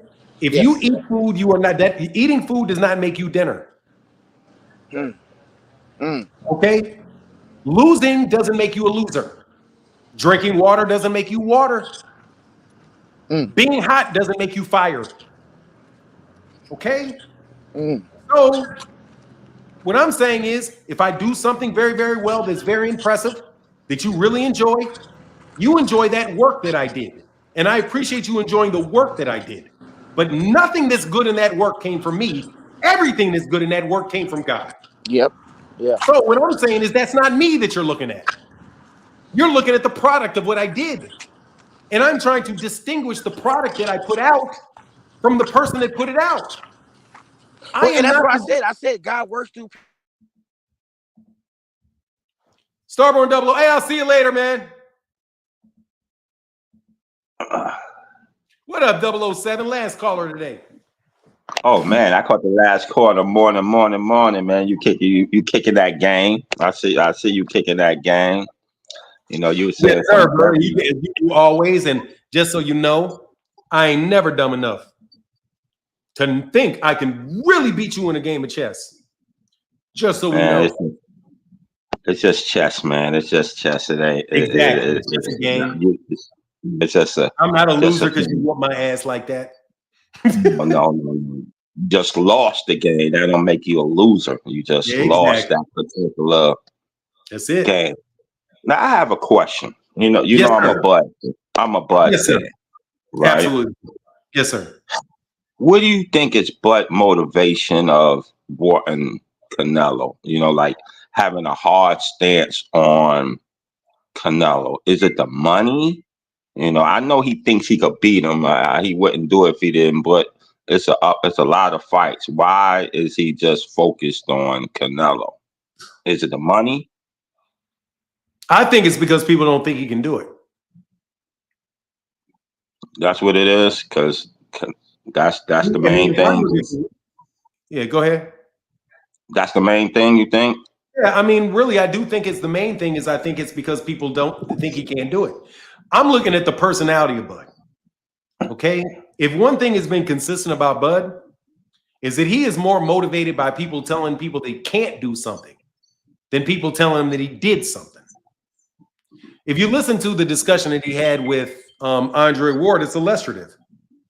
When Andre Ward asked him what changed, he said nothing really other than a bunch of people that didn't believe. Some more of them believe, but I'm still out here trying to make them believe. So I think truly, Terrence Crawford thinks he's the greatest fighter ever to walk because he's not ever been presented with anything that should logically tell him differently. Really, he's that fucking good. And if I was in his position, there'd be nobody. There's no way if I was Terrence Crawford that you could tell me I can't beat anybody within arm's reach. And by that, I mean somebody anywhere near my size. So if they're near my size and it's not somebody like that just physically that I can't beat because they're just too strong, I can beat him. And I think he really truly believes he beats him. And a whole bunch of people out there saying he can't beat him. And there's a lot of Canelo Alvarez fans. So he's probably like, man, I can beat this dude. I want to fight him. Fuck what you talking about.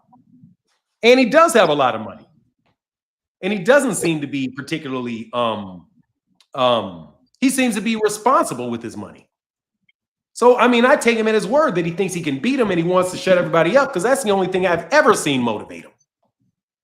It's not money, it's the fact that somebody said he can't do something. So you tell me I can't, you tell Bud he can't do something, that's a good way to manipulate him. I mean, I'm just telling you, like from the eye point of somebody that was, I'm looking at Bud and I'm like, how do I make Bud do what I want to do?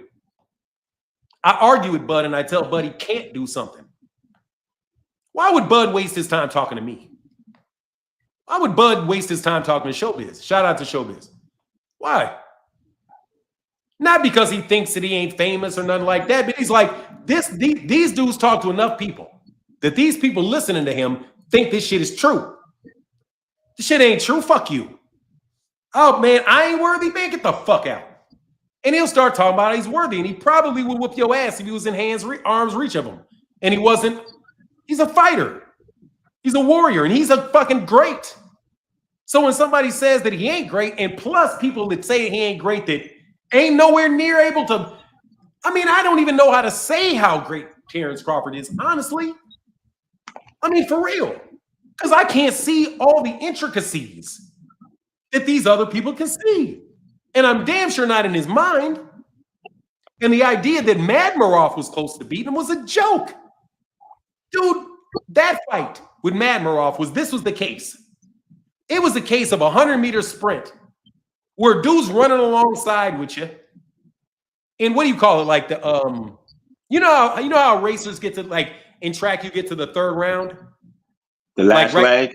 Yeah, like the semifinals. Say you get to the semifinals. In track in a semifinals, if you're a sprinter, you don't run all the way out. You don't run all the way out. You made the top guy, say Usain Bolt's in the semis. Usain Bolt, you may beat Usain Bolt in the semis. You'll be surprised the breaks he's gonna hit, or how he's not gonna come out real hard in the start. He's just gonna kind of come out of the blocks. And then he's going to see where you are. You got the lead. And then he's just going to turn on enough energy to beat you. He's that good. So what you see in the scorecards with Terrence and Madmaroff, you see the same thing. I saw it in the fight. When I was like, oh, I could beat Terrence. He may get Terrence. And then I saw about the 9th round. I was like, nah. Bud just waiting to hit the gas on his ass. And then I saw him hit the gas on his ass. And I was like, shit, if this dude wasn't that big, he wouldn't be awake. If Madmaroff was not the size Madmaroff was, and Gervonta and fucking Terrence Crawford just went for fucking broke. Bro, he could have stopped that guy. Or seriously put a lot of hurt on his ass. Because, dude, he was hitting him with some shit that he didn't even throw in the first half of the fight. I mean, you don't know. I can't tell you the choreography of a boxing match in Terrence Crawford's mind. Just like Gervonta. I had Kenny Ellis on the channel. Kenny said it. Kenny was like, man, these idiots always thinking we down in a fight. They don't know. We're up in the fight. This fight is going just how we want it to go. Because he's doing what we want him to do. The shot he's throwing, we're seeing. He's doing exactly what we prepared to do. And he's going by the game plan, and he executed it. He wasn't down on there was no down on the cards because he stopped him. So I completely reject the idea that somehow Madmaroff would have won that fight. Just like I reject that Daniel Dubois was going to win the fight against Usyk just because that was a legal blow.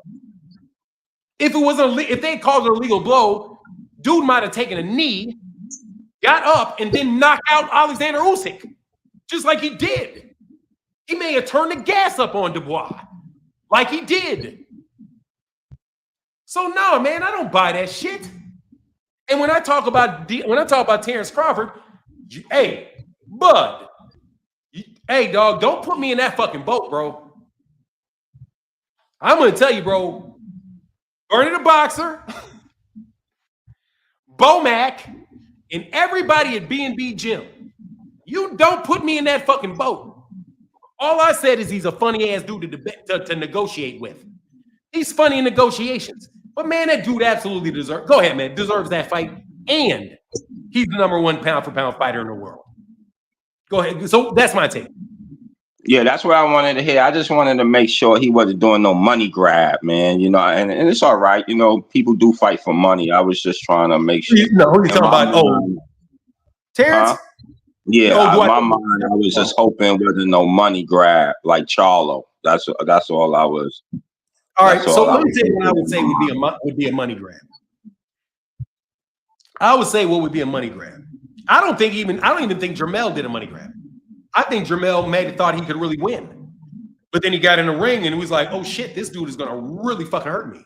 And then he just backed out to try to box. But that may be the case with Terrence. If Terrence winds up being overmatched, I don't think Terrence is going to be like, okay, let me throw my chin out there and let him just cold cock me. You know what I mean? He's going to try to fight, try to figure out what he can do. But Terrence, I don't think it's the money. I think the money is the reason why he wants to take it. Money is an added motivation for it. And he may want to test himself. He may want to say, man, let me see what happens if I turn this engine all the way up.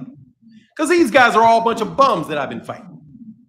Because I ain't gonna lie, debating you guys on YouTube, that's how I feel. I feel like y'all just can't fuck with me in a debate because you don't have the fundamentals to do it. Terrence must feel like that about boxing at 147. And these guys ain't nowhere near fucking near me. Let me go challenge with Canelo. Now, I may play around and fuck around with, because he talk bad about me and my mama, but I ain't no fool. Bud, I want that fight for Bud, man. I want that fight for Omaha. I want that fight for B&B Jim. I want that fight for Terrence. Because, man, I would never want, boy, your bitch ass won't even show up to the debate, you clown. I would never want that man not to get what he deserves. And let me tell you, I affirmatively say that he deserves it. He beat Errol. He's an undisputed champion at 140 and 147. He's a champion at 154, and honestly, boy, I got him beating everybody at 154. Just to tell you the truth, I think we can skip to that fucking line. Okay, at the end of it, I'm taking him over everybody at 154. He may wind up winning. David Howard, David Adam, I've never changed my mind. You just don't have a mind to know what is on my mind. No, dude, Terrence Crawford is the fucking truth, bro. And he deserves everything that he's earned. And a man that has earned undisputed titles at 140, 147, and is a 3-division champion and undefeated and a decades-long top 5, top 3, top 2, number 1 pound-for-pound fighter in the world. He deserves it. He worked for that. Nobody gave that to Terrence Crawford. Nobody gave it to him. He worked to get that. So I give it to him. I would never not give it to him. Because I wanted to be a judge when I was in law school. I believe in objectively looking at the facts and seeing it. No, Terrence Crawford deserves every blessing in the boxing world that has ever been bestowed on him. He is a beautiful fucking fighter. Dedicated to the sport, sponsors and helps younger fighters and younger boxers beneath him. I don't have to like him to know that I wouldn't change that man's life for the world. And I would the world, you give me the world, fuck it, I'll change his life and drop him off a couple mil for the problem. But you get my point, bro. Like, nah. Terrence Crawford is the best black fighter. He's the best black fighter in the world. The best He's the best black fighter in the world. And we got a Mexican dude who's the best Mexican fighter in the world. They're roughly the same size. Give the black man an opportunity to see if he can be the king of the world. Why would I lobby not for a black man to have the biggest opportunity that he could possibly have, which is to beat the biggest name in boxing that he can fight on the biggest stage in boxing to culminate his career and have the opportunity to do that. I wouldn't steal that from my worst enemy. Because I wouldn't want y'all to steal that from me if I earned it. Because that's mistreating people and not no coon. And definitely not have some coon do it. And when I mean coon, I mean entertainment. Like me, trying to make somebody laugh. Nah, man. Now you can say Tank's the best black fighter, or Errol's, or Terrence is the best black fighter. I think they both got arguments for it. But I believe the same thing about Shakur. I will argue you guys down all day, up and down the stairs about Shakur Stevenson not deserving a Tank fight. I just think you guys need to change your verbiage. I'm not stepping on Shakur's money. Anyway, yeah, that's me, man. Thank you, man. I just wanted to hear that, man. Thanks for having me on, brother. Yes, sir. Anytime, anytime, Starboy. And you are right the whole time about what a terrific fighter Terrence Crawford is. You are. And I will say that he is. He's a special ass fighter, bro. He may be a funny ass person, but he's a special ass fighter. And he deserves anything he wants in the sport of boxing. He does. Let me ask one more question. So, do you think the same thing we saying about Terrence Crawford? Is it almost the same as has T.O. wanting to fight Bud from his perspective? From whose perspective? T.O.? Perspective. No. No. No. Now, if T.O. wants to go up and get a fight with Bud at 154, cool. If Bud wants it, I don't have a problem with it. I'm not going to say he can't. And he is a former undisputed champion, even though they won't give him credit for that. And he is a two-division champion, two-time lineal champion. If he wants to move up and fight Canelo, I don't have a problem with Terrence. I don't have a problem with it. He's a professional fighter. He's had some losses, but when I'm talking about Terrence and Canelo, we're talking about something else. We're talking about the biggest fight of boxing. We're talking about $1.5 million pay-per-view. We're talking about large sums of money flowing through Omaha, Nebraska, and B&B Gym, and the McDonald's across the street, and the kids in their program, and the families of everybody in B&B Gym. That tremendous amount of income can flow through in that organization. No, Bud is different. Bud is different. Bud got Omaha, Nebraska, and them boxers, them black boxers coming out of there. He got them held down, and he's been holding them down. He is the best that Black America has to offer, one of the best we have to offer all our athletes. I want to see that man shine on the biggest stage that he can possibly shine in. Because I want him to be, without a doubt, the #1 pound-for-pound fighter in the world, the #1 fighter of the century, if he can pull it off. I want to be able to see him be able to look eye to eye and say, hey, man, I'm on your level. I want that for him because I want black fans to consolidate behind the greatest black fighter that there is. That's what I want. And maybe that's what it's going to take for Terrence Crawford to truly get what he needs, is to be put on that biggest stage because he fought himself out of our demographic. Yeah, he's the best. He's take Gervonta out because they're not in the same weight class. He is the one. It wasn't Adrian Brawner. It wasn't David. It wasn't any of him. And he's done it over the course of decades, over decades. No, Terrence, I want him to have that fight, man. I want him to have that fight. I would press a button to get that fight, man. Huh? I said you're right about that. If I had to give over the last 10 years, once Floyd left, I would give it to Bud, and then because he just got a little more experience. Then after that, it'd be Errol. Then after that, it'd probably be Tank because Tank don't even got nobody. I think you forgot something. For me, with Floyd, then it was Andre. No, I said after them. I'm said after them. Yeah. Well, okay, after in the order, it was Floyd, then it was Andre, then it's Terrence, because we really didn't know. It's Terrence, and then we're trying to figure out if there's Gervonta. But Gervonta, in the lower weight classes,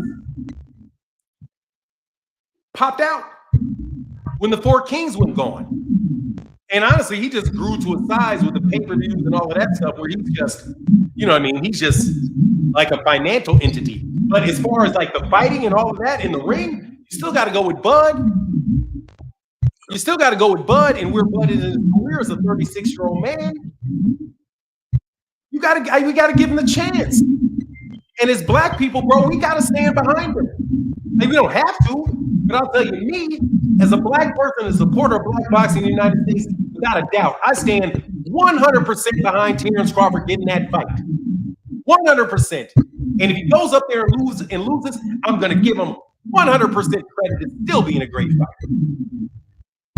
Because again, it ain't Yeah, I'm just saying we have to know that even though I might be a fan of Bud Crawford, if Errol Spence got the fight, I gotta root for Errol Spence when Errol Spence fight. When Tank fights certain people, I gotta root for him, even though I'm fans of certain fighters. We have to come together because that's what they do. Come together on certain situations. They come Yeah, together man. even though they got rivalries with each other. Yeah. For that is the culture for me. It's a Midwest culture too. First of all, he's from Nebraska. I'm supporting somebody from Nebraska. I'm supporting them from the Midwest. You know what I mean? I fucks with him. I mean, I don't fuck with him like personally because I know I probably wouldn't get along with him. But as far as what he's trying to do, man, please, I'm 100% behind Bud getting a fight with Terrence. Terrence getting a fight with Canelo. I'm not arguing about. I don't want anybody ever confusing me having the opposite of that. No, he needs that fight, bro. He needs that fight way more than an Arrow rematch. I will take that before a rematch with Arrow, a Jermel fight, or any fights at 150. At 150, if that's what Bud wants to do. They ain't nothing telling me he's got to stay in 150. You know what I mean? He already cleared out. Let that man get his money. Hey man, I got a dude right behind you. Thank you, man. Have a blessed one. All right, bro. You as well, man. Yes, sir. What's going on, Blaze? Peace, brother. Peace. Peace, man. How are I you, just sir? I'm doing well. I'm doing well. Starting my day up right. Hey, I Good to just see you wanted to, again, man. yeah, most definitely. I just wanted to, comment in just a second what you were just commenting about Bud and really supporting Bud. I find it mind-boggling that a brother could come from Omaha, Nebraska, do all the right things, represent himself well, right? As a black man, husband and father. And not only that, as just a great like boxer and become undisputed in two different weight classes, and people minimize what that is. People minimize that accomplishment, like it was cherry picked or every excuse for his opponents on how he got there and how he's still fighting at the highest level of competition, even moved up to 154 to fight a titleist. And so I just really find it mind-boggling in this era, but I guess it's just this entertainment minstrel show that people need to see for you not to just appreciate the skill inside the ring and then how the brother presents himself outside the ring. I think, like I said, Bud is a generational talent. Definitely Floyd's just something different because the level of competition that he had throughout his career, as far as all the Hall of Famers that he fought, all the champions that he fought. And I agree with you. I want to see him fight Canelo because I believe that he believes he can beat him. And so I believe he'll put in his best training camp. He'll rise to the occasion and give it a shot. Now, who's to say he wins or not? That's a different story because Canelo is that good. But however, like you said, I really, really want to see that fight, and I really hope they can put it together. Yeah, likewise, man. Thanks, Blaze. Good to see you, brother. Yeah, thank you. Appreciate you for having me on the show always. All right, man. Get back. Peace. All right. Joe A. Curly J. Fanon, I'm trying to email you here. Thank you. I need you to email me so I can get there.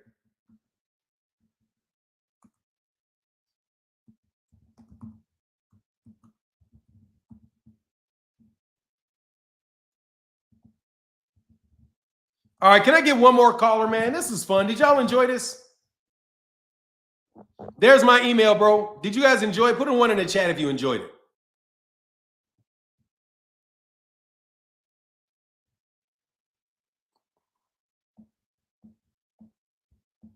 Man, this month has been so rough, bro. All right, cool.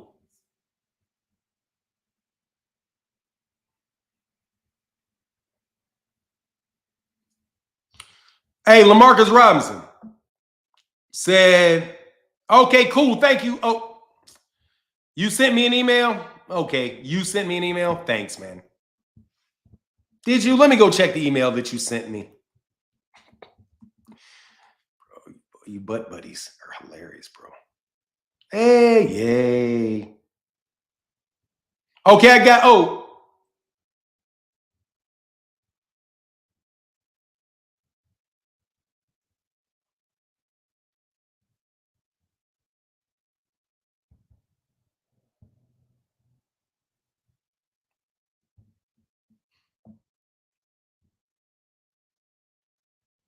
Oh, bamboo toothbrushes.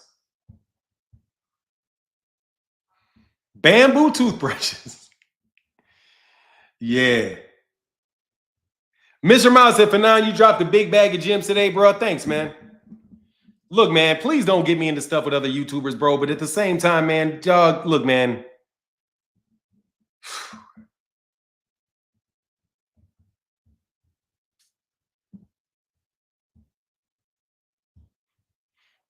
The only person cooning and buffooning is you. You hated on Crawford and Devin for years. Now you want to praise Crawford. You guys show your true trials a while ago. That's why I could never fuck with you. But I always come to the channel all the time, and I change my titles to my name so that you can hear my voice, Fanon. I don't fuck with you, but I'm here every day, and I watch all your videos, and I seriously, I'm just on edge. Everything that you say affects me so much, but yet I don't fuck with you. You're really the coon. He is better than me. You're right. He is better than me. I agree. You're better than me too. You know what I'm saying? You all y'all better than me. How can I help you, God's son? Hey, how you doing, Fanon? I'm well, sir. How are you?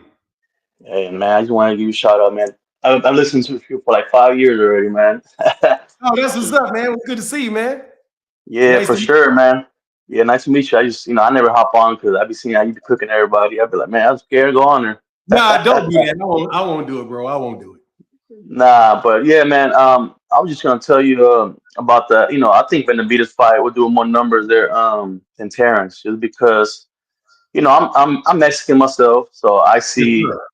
I definitely see the difference. Like, the Mexican people are more of they watch boxing maybe like twice a year or once a year. You know, Mm-hmm. all these Right. people ain't. They most of them ain't boxing fans. Starting with everybody on my Facebook and all my friends and all my family. They watch boxing once a year and they think they know Right. everything. You know what I mean? Yes, sir. And I'm always arguing with these people because I'm always telling them, bro, like, come on, man. You guys don't know what you're talking about. Right. And but I do love Crawford, man. He's a cool dude. I met him a few times already. Um, Okay. I met him at the Devin Haney fight. I actually went to his last fight, and Okay. I was down in LA. I live in the Bay Area. I'm over here, but I'm in the Okay. Bay Area. I grew up in Oakland, so I'm over here on this side. Um, Kamala. Kamala's cousin. no, Man. But look, let me but no, give you my input on that. Let me make a comment before I forget the comment. yeah, Okay, so David Benavidez may be a bigger fight than Terrence Crawford. It may.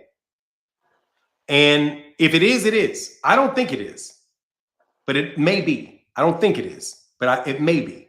But so let's just say, so we don't have to have a long debate about why I think that it is and why. But David Benavidez, just say David Benavidez is. It's going to be a huge fight with David. They're both very, very big fights. So when you go to whether or not they deserve the fight or not, you still have to check. A lot of money is in there for Canelo. And the interesting thing is that Canelo ain't fighting either one of them. So even the fact yeah, that David Benavidez may be a bigger fight doesn't prohibit the Crawford fight because Canelo's not fighting him. Now, I would prefer, if I had, now honestly, me, because I'm a Black American, I would rather see I want to see the Terrence Crawford Canelo fight. That's because in the back of yeah. my heart, I want to see that Mexican dude lose. In the back of my head somewhere, I'm like, man, I don't want these Mexican dudes beating this black dude. There is that base thing to it that I think is really there. But I want Canelo Alvarez to really have I want Terrence Crawford to get the opportunity because I really think he deserved it. And I just don't think he's fighting David Benavidez. But I think David Benavidez deserves the fight too. But Canelo, and this is what happens when you're dealing with three adults. Hey, man, that dude got the right to fight who he wants to fight too. So we just kind of have to position ourselves and say we can and hope everything kind of comes together. But David Benavidez is definitely a very, very big fight, man, no doubt. And David Benavidez deserves that fight, specifically at 168. He deserves it. He just deserves it for a different reason than Canelo Alvarez deserves it. Than Terrence Crawford deserves it. David Benavidez deserves it because he's a 2-time champion in that division, and he's the best guy in the division, not named Canelo. Bud deserves it because he's the best fighter in all of boxing for a long time, or at least he has an argument to make for it. And it's a big fight, and a lot of people interested, and it brings in 2 different demographics because something that, quite honestly, Canelo's not been able to do since Mayweather.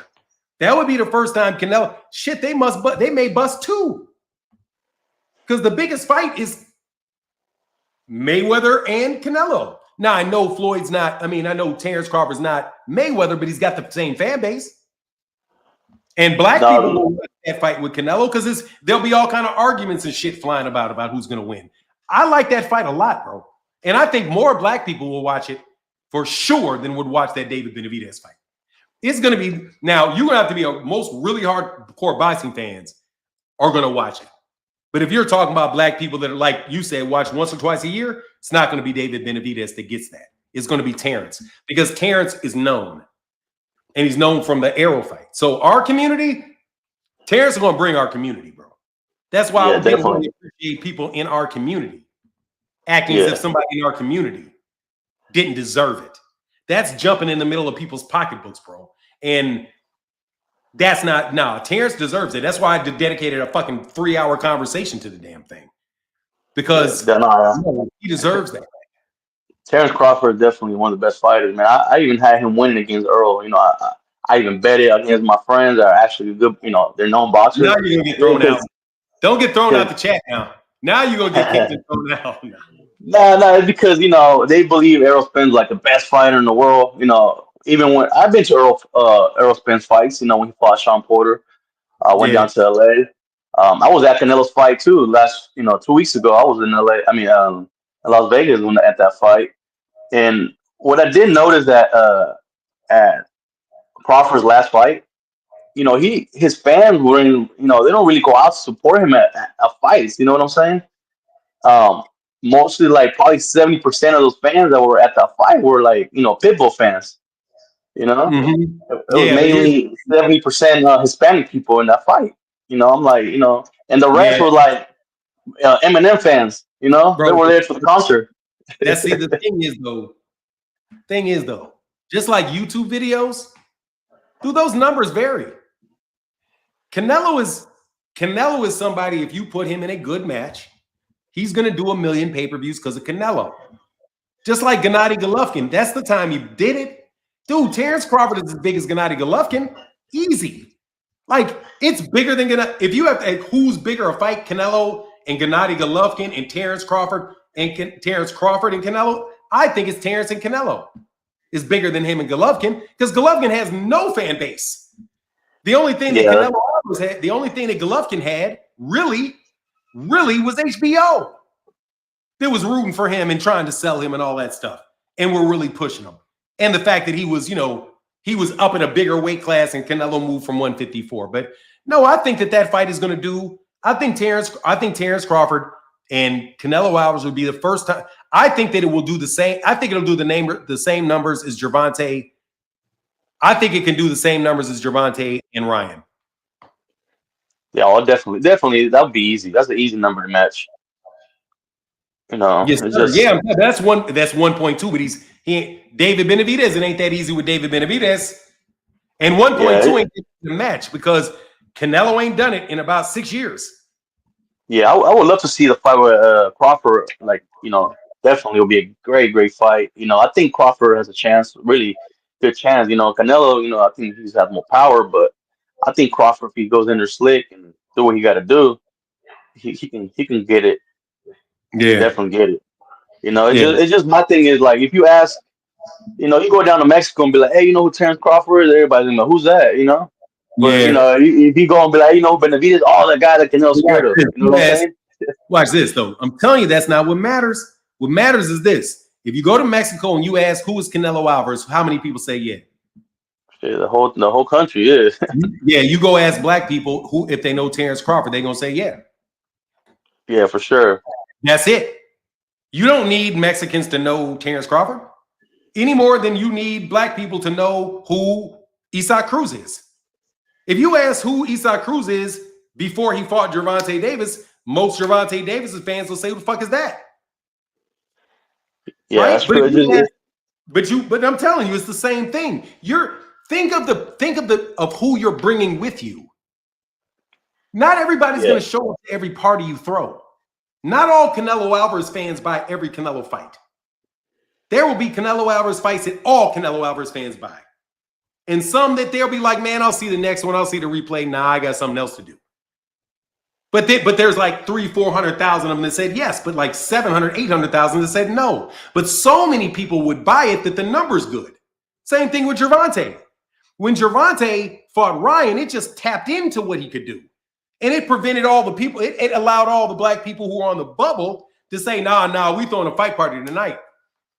Yeah, you got a point. You got a point on the Ryan and Tank fight, because I was there. I was at that fight, and it was literally like half and half. You know, dude. Let me tell you, bro. That's why black people are the biggest sellers in the sport, and it's because when you get the black support, you've got the most support. When you get it, but there you go. But it's hard to get for a boxer because if you lose your ass out. If you lose your ass out and you're competing against baseball players, basketball players, football players, there's a lot of competition for black people, for the eye of black fans. When Ali was selling all of those, that's because he had all of the black fans' eye. Same thing for Mike Tyson. Mike Tyson had everybody's eye. Holyfield and those guys had everybody's eyes. That's why everybody stopped what they were doing. When they were told, oh, what are we doing today? Are we going to watch a boxing match? Oh, cool. Who's bringing the weed? Who's bringing the drink? You know what I mean? And then you go and you kick it or whatever. But that's what it is. So Terrence has that. Errol has that. But they would be the one that would really ignite the fan base that they have, but it also ignites Canelo's fan base. And it convinces Canelo Alvarez's fans to buy at a higher rate. But is Canelo Alvarez fans going to buy at a higher rate for David Benavidez? Probably. But will black fans buy at a higher rate for David Benavidez? No. I'm going to tell you that's not moving shit in the black community. But Terrence Crawford may move the Mexican community for Canelo and will definitely move the black community for Canelo. And you're going to wind up having that fight do a lot of money. So, but I would say that's just and it plays out if you look at how it goes on. It really is Reese's major boxing fights I don't give a fuck what Eddie Hearns and everybody else want to do. It is Reese's peanut butter cups. Telling you, it's black and brown. Yeah. No, it's definitely. I mean, I would definitely be at that fight. It's black and Mexican. I'll be there supporting. Yeah, I would be there supporting Crawford, because I'm not really a Canelo fan, to be honest, but I'm more of a Crawford fan than Canelo fan. But I would definitely be there, and I can see Crawford. That might be his last fight if he does get it. So I'm sure it's gonna be a building pack of people, you know. Yeah, I mean it'll be a huge fight, man. But I just wonder why, because I think a lot of YouTube channels are corporate. I'm just gonna, hey, look, man. To anybody that got a YouTube channel, if you are very well produced, and I mean that means you got nice cameras, you got nice mics, you got all kind of technology, I think that you're corporate. I think you're corporate. And I don't know if these YouTube channels really are YouTube channels or if they're really just somebody faking, a corporation faking being a YouTube personality. See, if you look at YouTube, you got to understand some of these channels don't even really own themselves. You'd be surprised. There are people that own 5, 10, 15 different YouTube channels.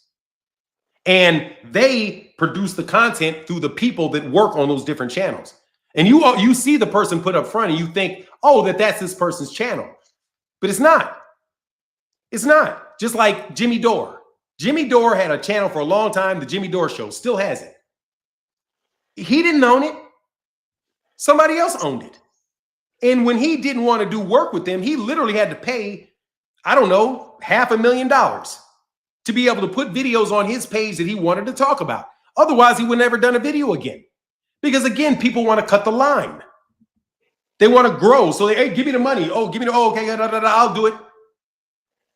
So you get highly produced videos, you get a lot of all that stuff, but dude, that shit ain't real. That ain't organic from boxing fans. That's a manipulation, bro. That's a manipulation from the established boxing media that finally caught on that YouTube is real. And you have to be worried about what YouTube narratives are. So once people knew that YouTube narratives and all that stuff really did move the needle more so than traditional media, they began to impersonate organic YouTubers. And they began hiring actors, comedians, and other people who may have an interest in a particular thing to present a show to you in a fashion that will influence you. But they don't themselves actually even own the channel.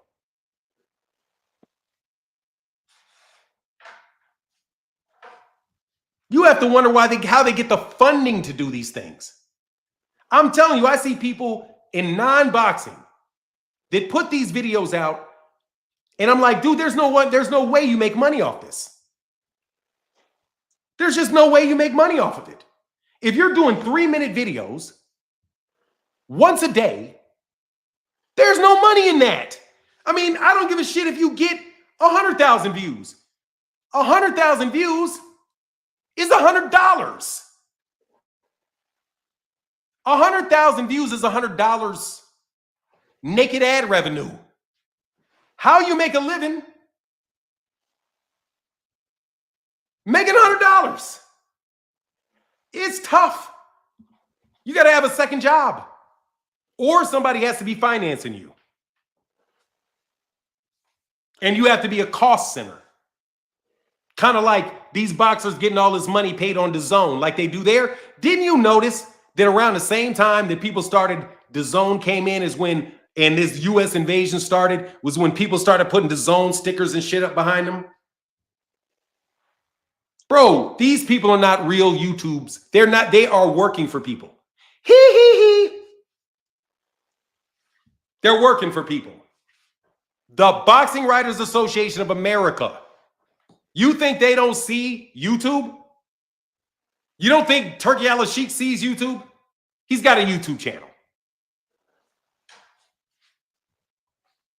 These narratives are out there for a reason, and they're countering narratives out here. Anyway, man, I'm sorry, godson. I went in. No, you good, bro. All right, bro. I kidnapped you, bro. Peace. All right, man. Thank you. All right. And I'm telling you what I suspect, not what I know. But I told you about Devin and Bill. You think they're the only ones? No, they're not. Enrique, how can I embarrass you today, bro?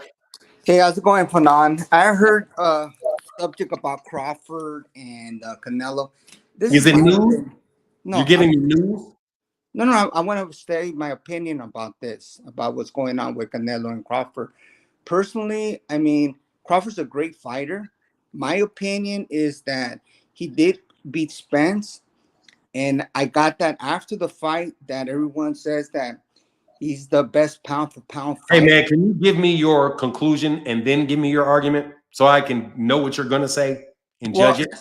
Well, my conclusion is that in a sentence, what is your in a sentence? Canelo beats Crawford. So you want to talk about whether or not Terrence Crawford can actually win the fight? That's right. Okay. Go ahead. Okay. First of all, like I said, you know that's not what we're talking about, though, right? Well, the topic is that if he deserves it, is whether or not he deserves it, not whether or not he wins. Right. I don't think he deserves it. Okay, so what's your criteria for deserving a fight? At 154, he couldn't even knock out the Ukrainian guy. He had no power. He couldn't take him out. The Ukrainian guy, if he would have pressed the gas pedal, could have knocked out Crawford, because there was no way Crawford could go ahead and knock out the Ukrainian fighter. Canelo has. What does that have to do with Canelo, bro? You're talking about whether or not Canelo can win the fight. Again, you're talking about whether or not Terrence can win it. That's not the topic. I can argue that Enrique, I can argue that anybody will lose a fight. That doesn't mean they don't deserve it because I think they're going to lose. A mandatory deserves a fight because he's the mandatory, not because you don't think he can win. You don't have to think somebody can win a fight for him to deserve the fight. If that's the case, then nobody deserves a fight with Canelo if you think he's the best. So let's get back to the subject of deserving and not whether or not you think he can win. I don't think Crawford deserves a shot. So Yeah, do you have a reason? Do you have a reason other than the fact that you don't think he can win the fight? I don't think he's as good as he says he is. Doesn't matter. I want to know why he doesn't deserve a fight. That can be said of 90. Because he I hasn't can done say the enough in same thing boxing. about David. I can say the Yes. same thing about David Benavidez. Right, but he hasn't done anything in the boxing game for him to deserve it. Yes, he has. No, he hasn't. He hasn't. Absolutely, he has. What do you mean? Who has he fought that we could say He's that this fought guy's 4 fast? people.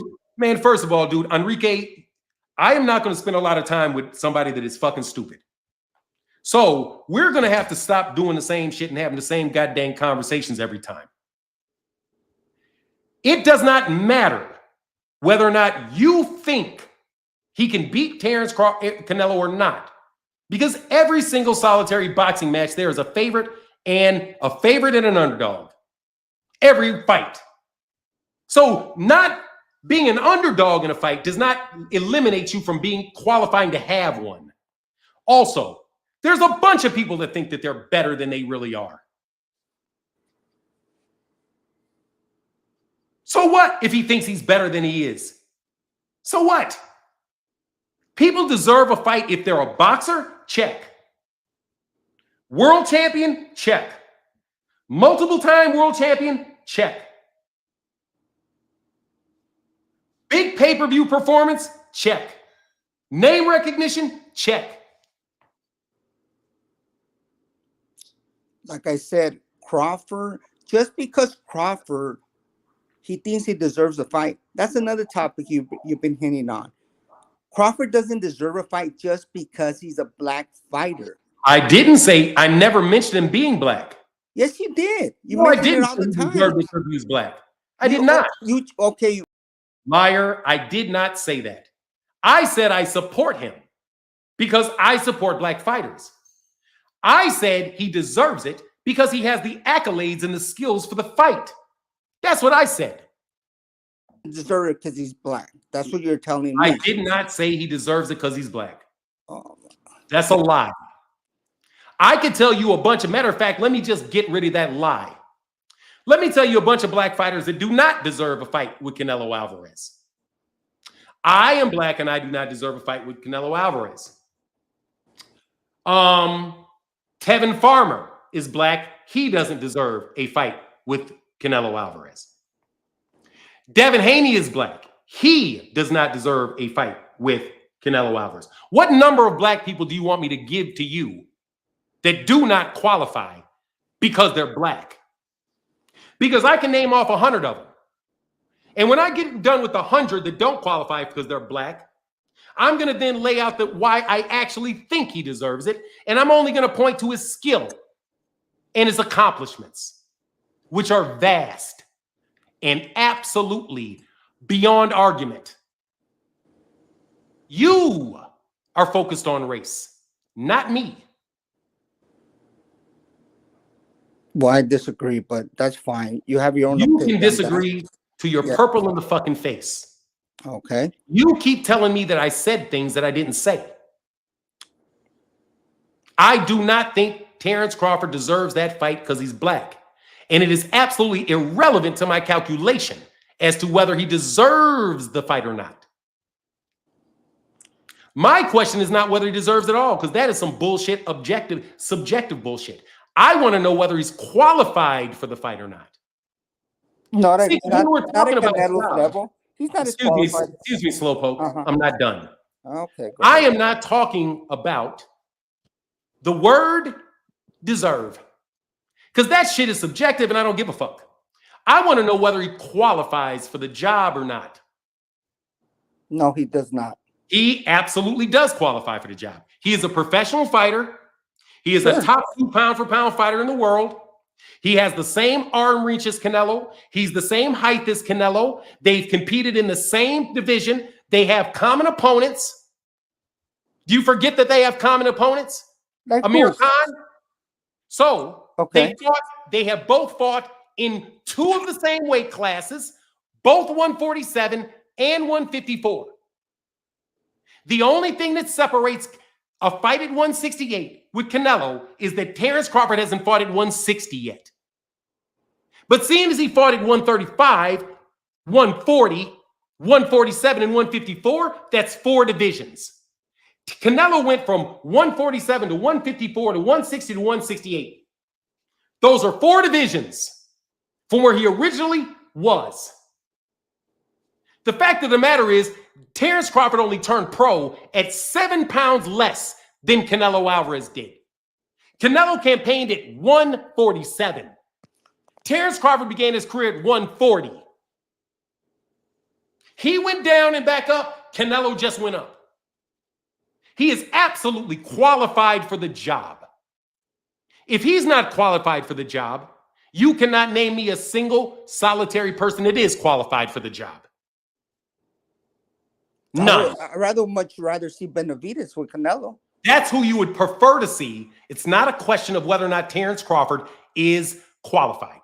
Crawford has no chance in hell in beating I Canelo. don't care if you think he has a chance or not. The question is he qualified? No, not to You're a fucking Canelo lie. You No, know not to goddamn Canelo's well level. he is. Not And to you know Canelo level. Nope. You know full well that he's qualified to fight. Did you see him at 154? Yeah, he won a fight. Yeah, and he wasn't You're a fucking exciting. buffoon, bro.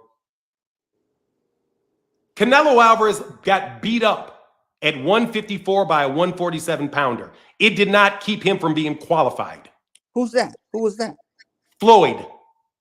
Yeah, Floyd whooped up Canelo at that Floyd point was a whooped Canelo, you youngster. fucking racist.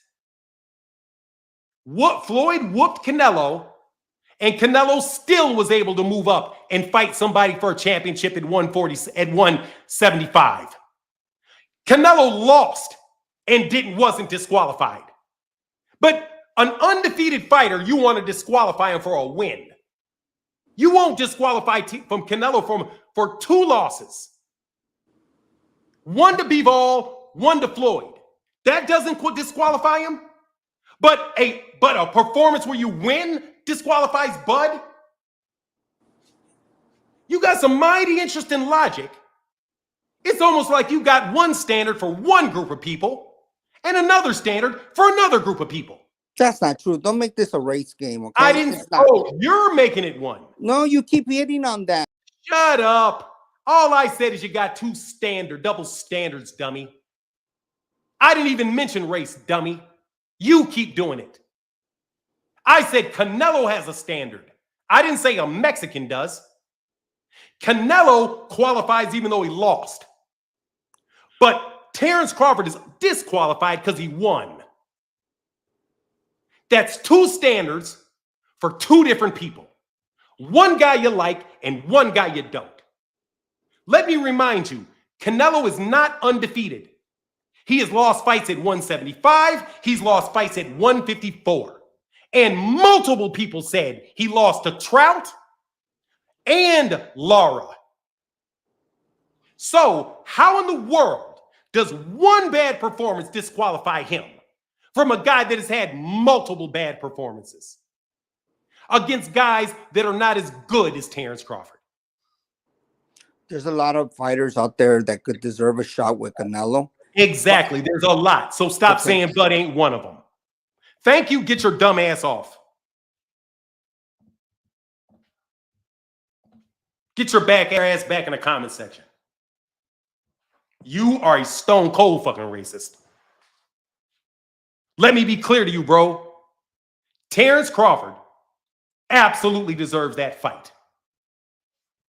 And for you to hold him, anybody to look at that man's accomplishments and claim he hasn't qualified, oh my God. Jesus Christ, what does he got to do to deserve it then? If Terrence Crawford does not deserve it, what does he got to do to deserve it?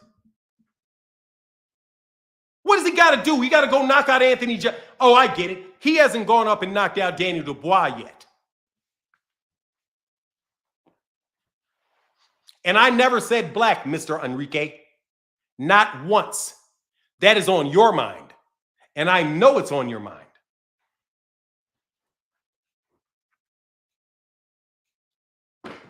I'm not going to play your coon, bro. I'm not going to play your Tom. I know Terrence Crawford absolutely deserves everything that he's gotten. The accolades that he has qualify him for a fight with Canelo. If you want to talk about deserve, you don't have a right to even talk about it because you don't know what Canelo wants. You don't know what Terrence wants. You're not even in it. You can say whether he's qualified for the fight, and if he's qualified, you can then move on to whether or not you want to see it or not. And then you can move on from where you want to see to whether or not you think the outcome of the fight is going to be this or that. But you cannot tell me that a first ballot Hall of fucking Famer, undisputed, 2-division world champion doesn't deserve to be in a room with a guy that got 2 losses and is basically the same damn size as him.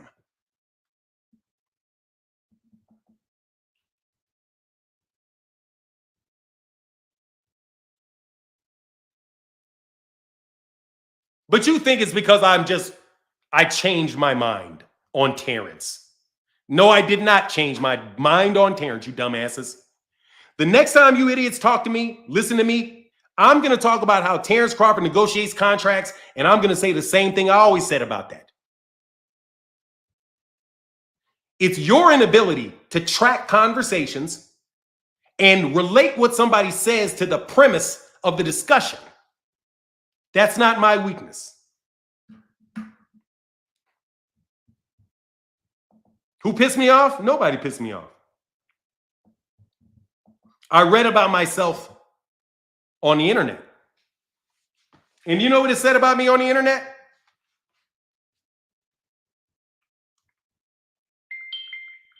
Watch this.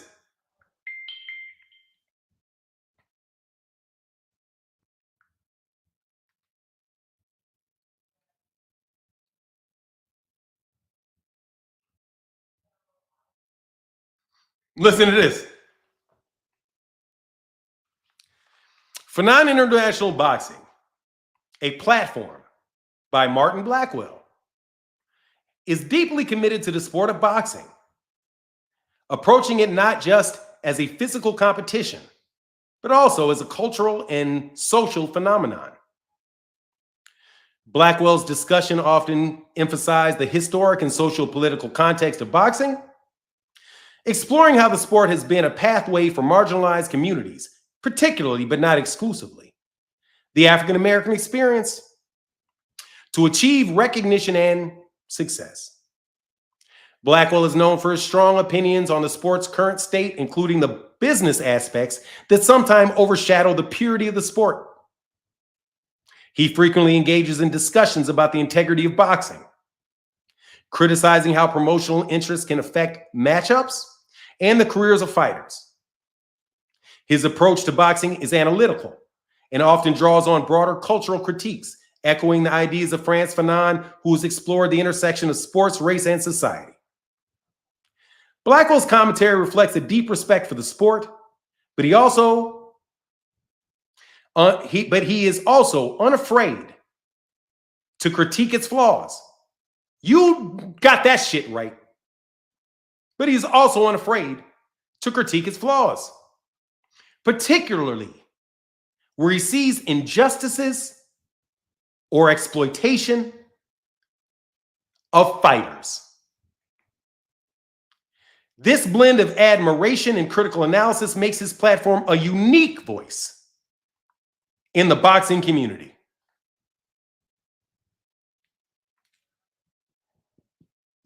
That's what the YouTube algorithm said about me. And I have to tell you, YouTube does let me tell you something about this ChatGPT shit. It's sure a lot smarter than some of you Negroes. I care about all people that are mistreated. And I use boxing as a mechanism to talk about it. Because I know we can go here, we can go there, and it's monadic in the connections to all these other things. And you're not going to find that from anybody that's doing boxing but me. It's my own lane. And every time y'all try to copy it, try to manipulate it, try to use it, bro, that shit falls apart, bro. Because that's not what your mission is.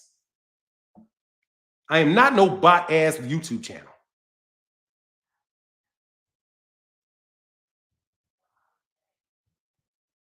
That's what I do. I'm not a pro-black channel, anti-black channel. I'm a pro-fighter, pro-human being. A human being, and outside of the roles that we play, I absolutely positively respect Terrence Crawford as a person. Because like I told Phoenix, like I told One Body in Yahweh, he is not a boxer. Boxing is what he does.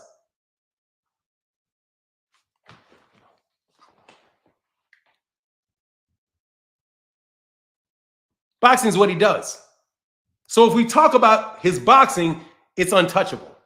If you want to talk about his business, because that's something else, yeah, brother, you got a little bit to, you know what I'm saying? You ain't no Hall of Fame entrepreneur, brother. Let me put it that way. You know what I'm saying? You know what I'm saying? Ain't nobody can confuse you for Al Heyman, homie. All I'm saying is don't try to be Al Heyman. And try to trust people. And not find that everybody's the bad guy, bro. Nah, he's probably behind on the chat, Juan Cardenas. But I'm out of here. I hope y'all like the chat. This is MH Blackwell's channel, where we talk about all kind of things that are not related to boxing.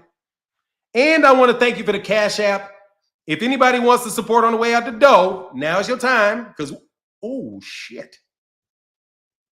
What is this? How does this work? I hate that they won't. Hey, thank you, man. Appreciate you for the $5 holler, brother. To my guy, Mr. Chestnut. Sorry, I missed that a long time ago. And Adrian Molina said, for a new Puerto Rico shirt. Oh, for sure. Thank you, bro. I got to get that Puerto Rico shirt. Thank you, man. I don't even understand what y'all know, bro, because I'm telling you, y'all don't know me, bro. You don't know me. Don't know me. All right, yo. I'm out, though. Thank you guys so much for your support. Let me see. Did we make the goal today? We didn't make our goal. But, you know, you see, we have business goals here, too, because it costs money to keep the channel. So every day I'll look at how much revenue the channel brought in. So I'll be like, hey, man, this was a gifter. But, hey, man, I appreciate the support. Thank you to my guy, Phoenix the Assassin, who paid for this video. Thank you, Jeep, who paid for this. Barbara D, thank you so much. Barbara D again, thank you so much. We got a new channel member in E-Money. Black Lives Matter. Yes, they do very much. Big Dog Willie. Bill hasn't capped, but I'm waiting for the onslaught to start when he chooses to fight. I'm sorry, Big Dog Willie. On Knockout TV, he declared Haney fans were the most delusional fans based in boxing. So many examples. You can tell they're crazy. Thank you, man. Thank you, Arn. A Phoenix the Assassin again came in heavy. Devin got the biggest victim mentality in boxing. Got whooped, sued, said he got cheated, complained to Eddie, didn't bid for Martin, complained Eddie didn't get him tickets. Man, look, dude just fucking up. That's all that is. Shout out to everybody else, too, that supported the channel. But with that and everybody else, a couple other people, I'm Frederick Meadows, I'm sorry. Jameson Childress, of course, thank you. My guy, Frederick Meadows, thank you, brother, for my mic check, and Gumby with the deal. So thank you, guys. And with that, I'm out. Deuces and salute to all of y'all.